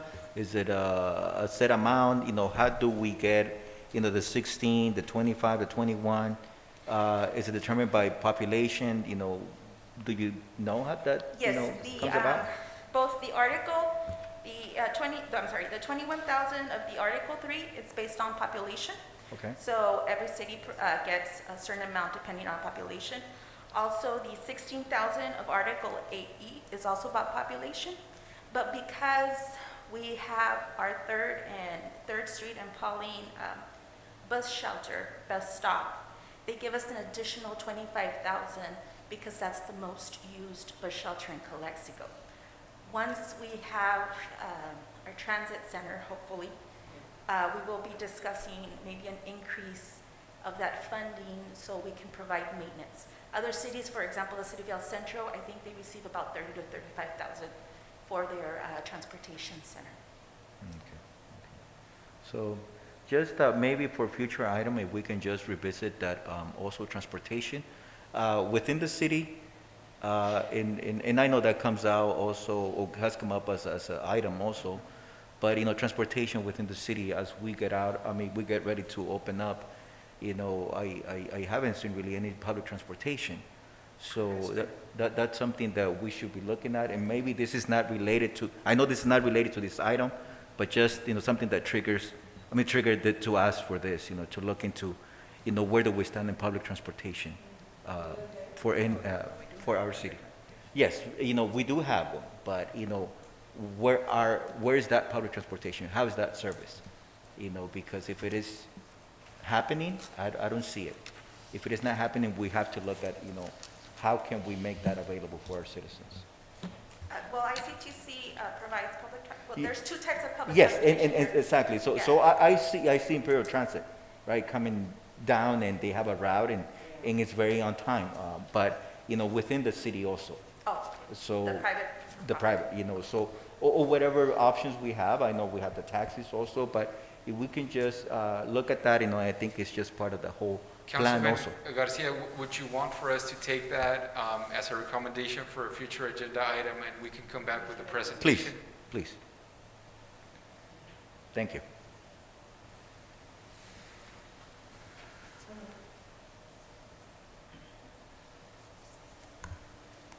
Okay. Do you have a motion? Second? Second.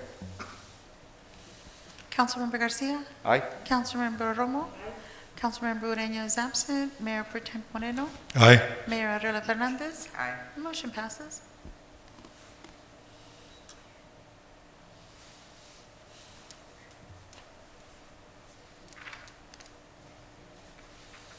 Moving on to ratify contract with the County of Imperial for the receipt of the 10 travel trailers to house target homeless individuals, and authorize city manager to enter into contract to transfer trailers to a nonprofit for operation of homeless housing services.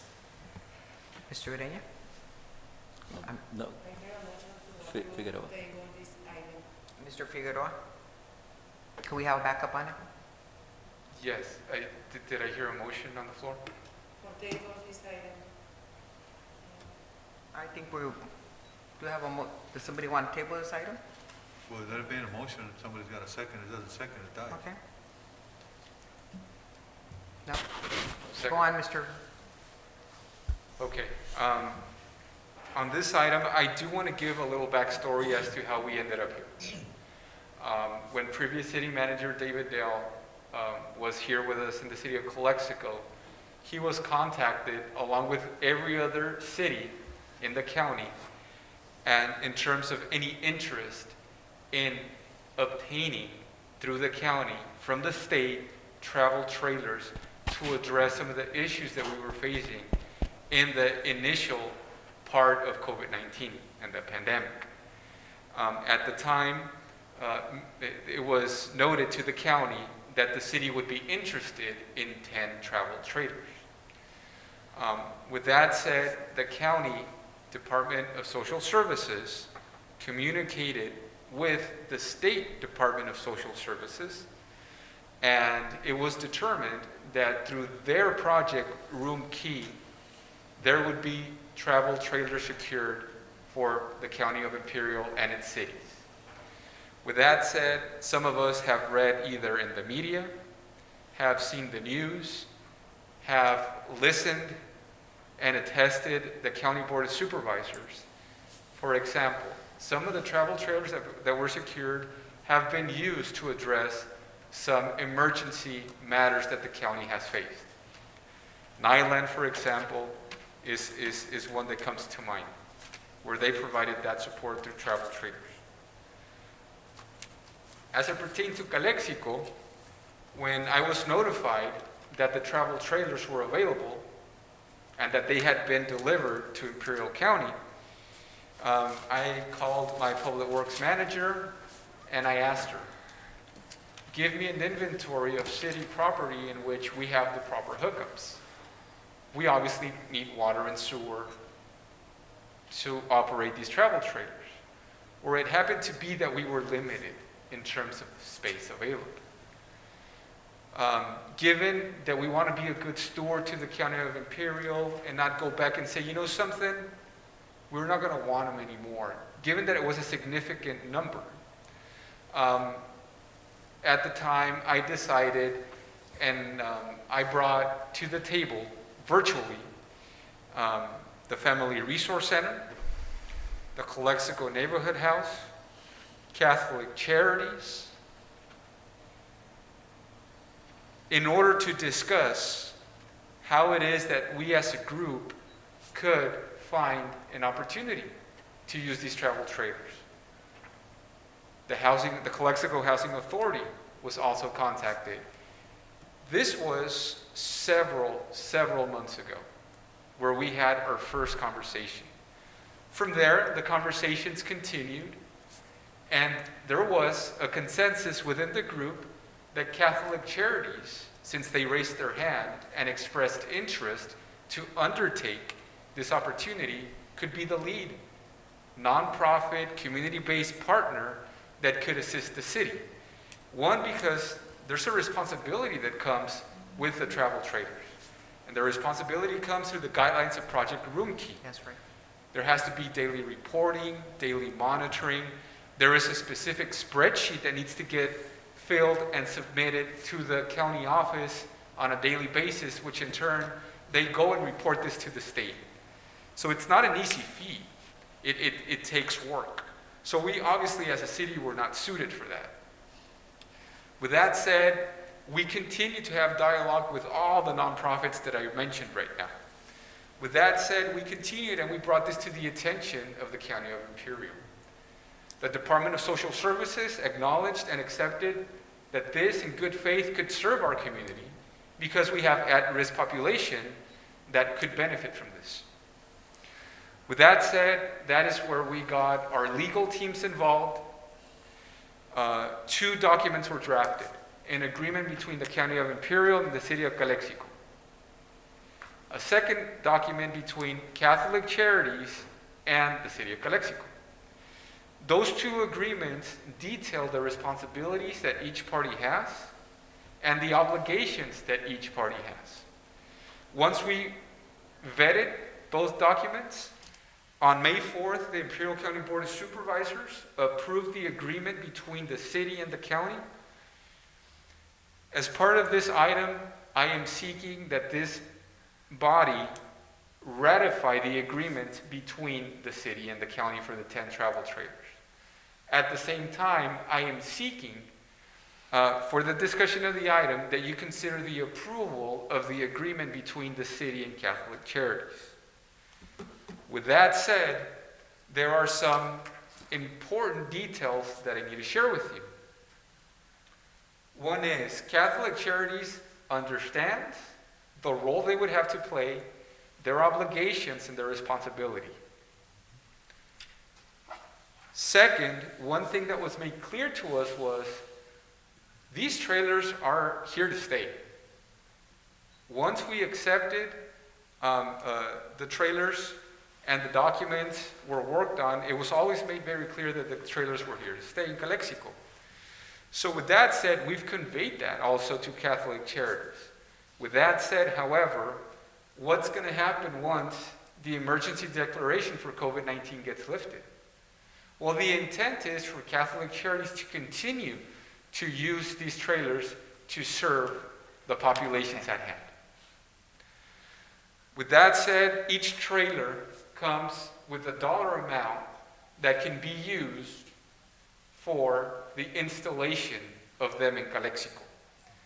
For the 10 of them in total, there are $40,540 available to use on the installation and getting them to Calexico.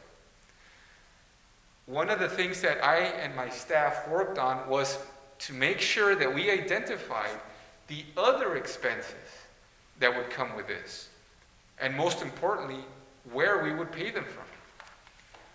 So with that said, it is clear and understood that the utilities are a responsibility on a monthly basis, in this case by the third party, which is Catholic Charities.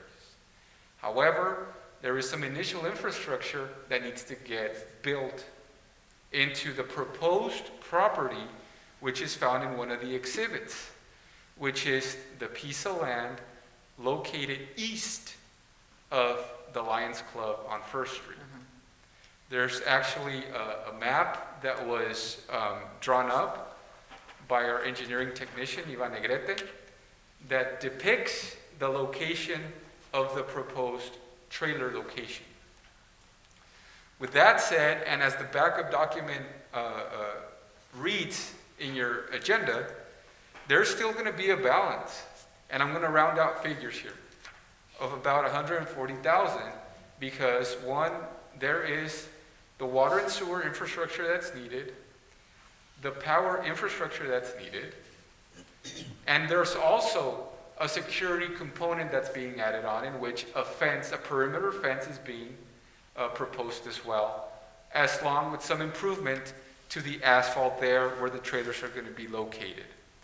One of the things that I do want to point out is that the city general fund does not have the money to pay for this. We and the finance department looked at other options that could be viable. Once we analyzed and determined that other options within our budget were not suited to cover this expense, we went a step further. And as part of ARPA, the American Rescue Plan Act, and we looked at the guidelines that have been released, there is a possibility, if at some point this council were to consider using those funds to cover for these expenses. With that said, I'll be happy to answer any comments or questions. Madam Mayor, I apologize for extending my presentation a little long, but I wanted to make sure that we shared the complete story from beginning to where we are right now. No, thank you. We appreciate that comments and that explanation. Do we have any more questions? You have a question? No. Okay. Miguel, so again, there's not enough money to prepare the site and everything else that needs to be put in place or have in place before we, set the trailers at this site. And again, ARPA is still, we don't know when, that can, be available. It could be a couple of weeks, it could be. So we're still in limbo as to when this is going to move forward, if we decide to go in that direction. And then also, it was also my understanding that, enlighten me on this, this is not permanent housing. No. No, sir. This you're is right. transitional housing, That is right? correct. So, because again, these are the details maybe that the nonprofit will be responsible for. And I just want to make sure that we make that very clear also. Yes. Then in addition, this is something that, you said that they're here to stay. And we're making these improvements now to the site. But if they're here to stay, we don't know for how long, it could be many years. And we're going to continue, the city's going to continue to be responsible for continuous improvement of the facility. So all these things, is that I don't see it stipulated on this contract. Title would be passed on, in this case, to the third party, which would be Catholic Charities. And by title, I obviously mean the title of the travel trailer. Correct. So with that said, the expectation here is that through the agreement between Catholic Charities and the city, that we continue to have open communication, so we as a city also see the benefit of the work Catholic Charities is doing to serve the populations. So in the future, which we obviously cannot determine whenever that would be, at the end of the day, when I say, and thank you for bringing it up, that they're here to stay, and meaning is that they're not going to go back to the county. However, what that means is that if we're transferring title to, in this case, Catholic Charities along with us would also have a say if at some point those trailers become obsolete. So from repairs that say an AC goes out, right? That will be Catholic Charities dealing with that, because we're talking about a travel trailer with I'm not an expert on that, but it's not your regular, as an example, regular AC unit. And so all of those issues that can come up, they will be responsible for handling that in whatever way they decide to, whether pass it on to the tenant or themselves, absorbing that cost. Yes, sir. Okay. Another question on this also. I know that I don't want to get into the micromanagement of this, but I want to make sure, and it still reads on this MOU for COVID, and as hopefully we continue to improve, then it will go to other populations, including homeless.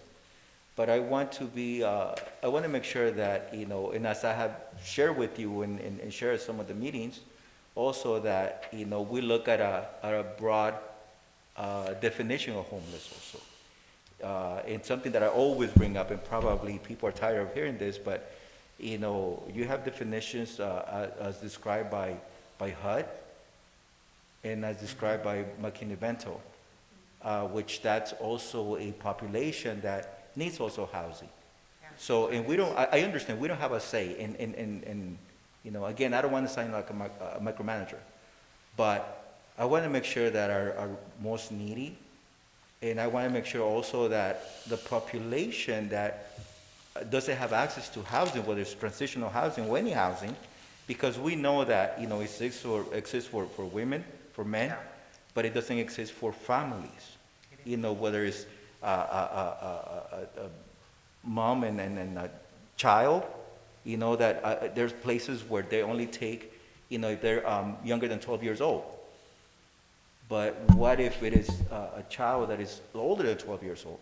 So expanding, and I know that, these are part of the requirements, but I want to make sure that we also cater to individuals that don't have the opportunity to qualify. Just as an FYI. Yes, and one thing that's specified in the documentation that you have in front of you is that through the life of this agreement between the city and Catholic Charities, homeless housing services is what's going to be provided. It's very clear. So because we want to make sure that we express that, right, and that it's included in the binding document that we're going to sign. So to address your point and to be clear, yes, that's the case. And just to, another thing, we just had someone earlier, come in and express, his concerns. This is not addressing, his question, but we're looking into making sure that is safe and that is, that it provides safety for the residents, for the businesses. So just, if you can share, what's the picture, what's the vision, what's the visual as to how this will look like. And probably you don't have that, but, just for the community also to understand, and maybe they're thinking, well, they're bringing homeless to downtown. But, if you can just, share some of that, as to your discussions and how this is going to look like or might look like. I think we need to be very careful and be clear that those are valid concerns. Valid concerns that I as an administrator share, valid concerns that I've heard members of the city council share as well. When we've brought that up, Catholic Charities, in this case, who's going to be the third party, who already provide this service through the men's shelter here in Calexico, and the other services that they have in the San Diego region, that they have the personnel, they have the services on the operation side to make sure that precisely the protection of everybody in the vicinity is considered and it's addressed. So numerous times, I myself have raised this to the executive director of Catholic Charities, and he has acknowledged that this is something that they have vast experience handling and dealing with. One, because myself as a city administrator am very concerned about that too. Thank you. Okay, moving on. Any more questions? No, Madam Mayor, thank you. Okay, so do we have a motion to approve this item?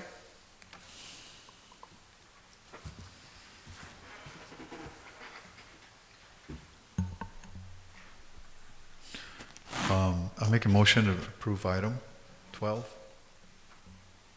Second. Councilmember Garcia? Aye. Councilmember Romo? No.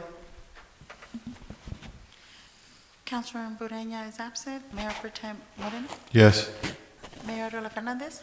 Yes. Motion passes 3-1. Okay. Moving on to item 13, introduction and first reading of an ordinance regarding the use of action minutes for city council, commission, boards, and committee meetings. Could we have a backup on that, Ms.? Yes, Mr. Figueroa? so actually this is an item that, that was prepared by your city attorney and our city clerk. And we bring this to you in order to make, I'll just say it as it is, life much easier on the already heavy workload inventory that my city clerk has. So this would actually allow her to be a little bit more efficient in the way she prepares her minutes. By that, and as the staff report reads, the focus would be on the action items, even though it's going to be a comprehensive reflection of the agenda.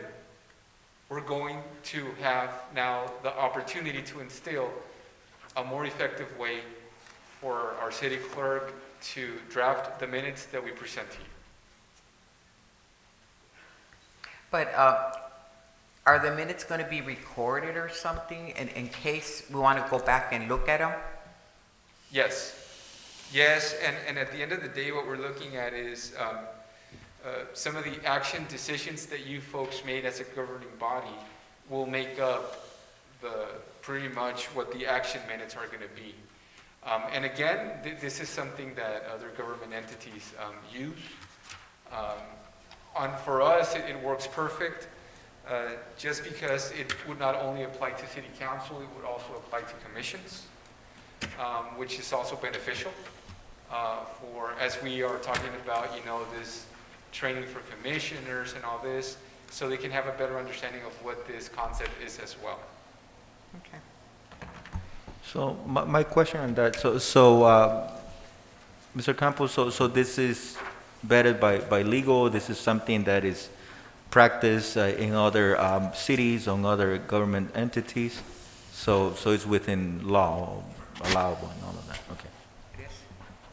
But again, remember that if we ever want to go back and look at Correct. the whole meeting, Yes, we'll have access to it. Yeah, but it's just that I just want to make sure that, we bet it to legal, and I see that his name is here, so I just want to make sure that that is there and it's approved. So do we have any more questions? No. Okay, do we have a motion to approve this item or So move. have a second? Second. Mayor Garcia? Aye. Councilmember Romo? Councilmember Moreno is absent. Mayor Pro Tem Moreno? Aye. Mayor Arreola Fernandez? Aye. Motion passes 4. Okay, now moving on, I guess, future agenda items. Madam Mayor, I do want to point out that as part of the most recent city council meeting, there was a future agenda item that was brought up by Councilwoman Romo, that I do have an update on, that I did not include in my initial city manager's report, that I just briefly want to touch on. And this relates to actually her request of making sure that we follow up on the maintenance of the equipment that we have at parks.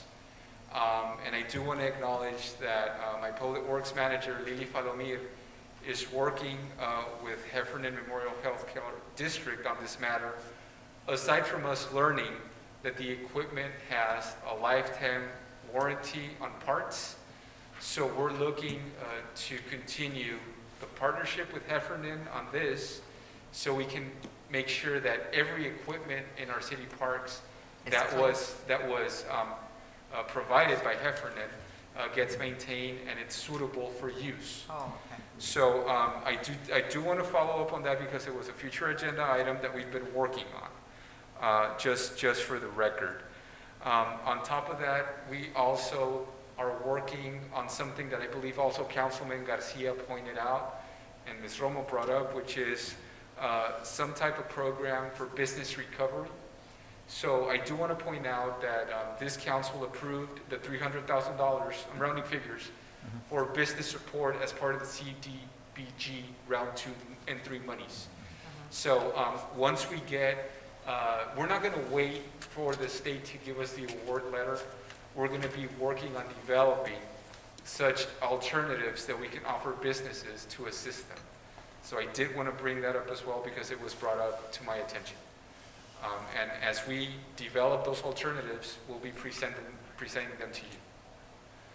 With that, Madam Mayor, my apologies for not including this in my original report. I did want to bring it up, and I'll take any future agenda items you may have. I already have one from Councilman Garcia that I made a note of. And also, Miguel, if we can just get an update on the projects that are currently going on, including Cordova Park. You know, what's the timeline? You know, where are we?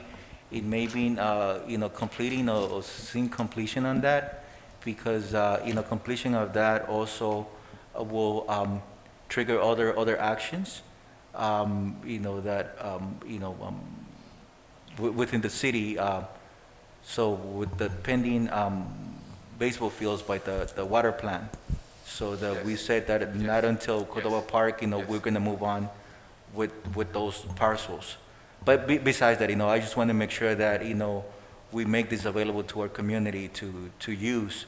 So that's on that one end. And then also, if you can just bring up also an update on Heber Park, where are we? I know that, the RP went out, so where are we with that? That will be great if you can just bring it up. Absolutely. As soon as you can. And also, Miguel, hitting me with everything. Yeah, also I need an update on the banks. The shades.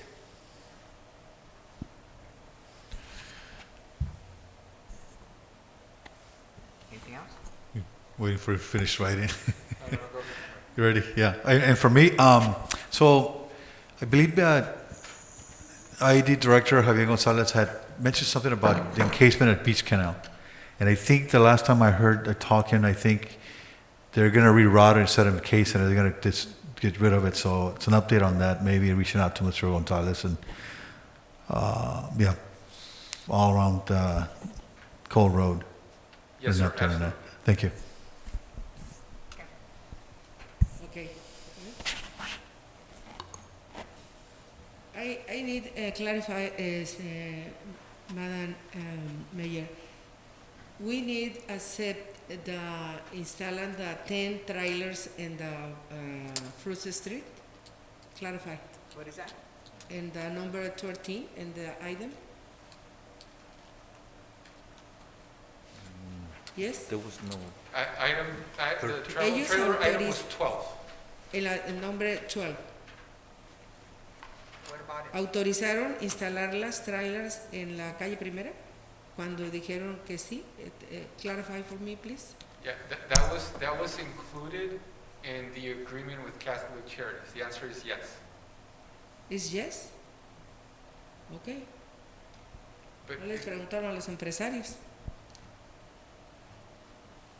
Okay. You didn't understand what we Okay, talked no, about? only I need to clarify this item. Okay, thank you. I would like to hear about the condition and the traffic control office, Mr. Figueroa. This is for the one on next Paul? meeting. Yeah, it's very bad, the condition for that. Okay, we'll work with PD on getting an update presentation on that. Yes, please. And I wish to add an item to agenda again, the request at the last meeting on May 5, the recognition for Mr. Carmen Estrada Zúñiga. Okay, I think our attorney had a response for you, Okay. Mrs. Okay, Romo, okay? And I would appreciate that you respect the way things should be done. There's a protocol for everything. okay, Yeah, just, the city on November 4th, 2020 adopted a policy and procedure for ceremonial documents and proclamations and recovers, so that would need to be presented pursuant to the policy. And I'm not sure if all the council has a copy of that policy, but we should make sure that everybody has it. That way, when council or community members request those items, we can follow the procedure. Thank you. Because as I understand, they're trying to compare a recognition that we gave to Mr. Wang, but that was totally different on the 113-year celebration. okay, what is the reason for the no It was accept totally the- different, Mrs. Romo, okay? So I think our attorney here is Yes. going to send you a letter with the explanation that I you read the policy for the November 2020. I read, leí la póliza. I read. Do you understand? No, I didn't understand what you're saying. Ah, I'm pues ya sorry. veo que usted no entiende ni español ni inglés. Well, if you would talk right, maybe I would be able to understand you. Que quede claro que no se va a dar el reconocimiento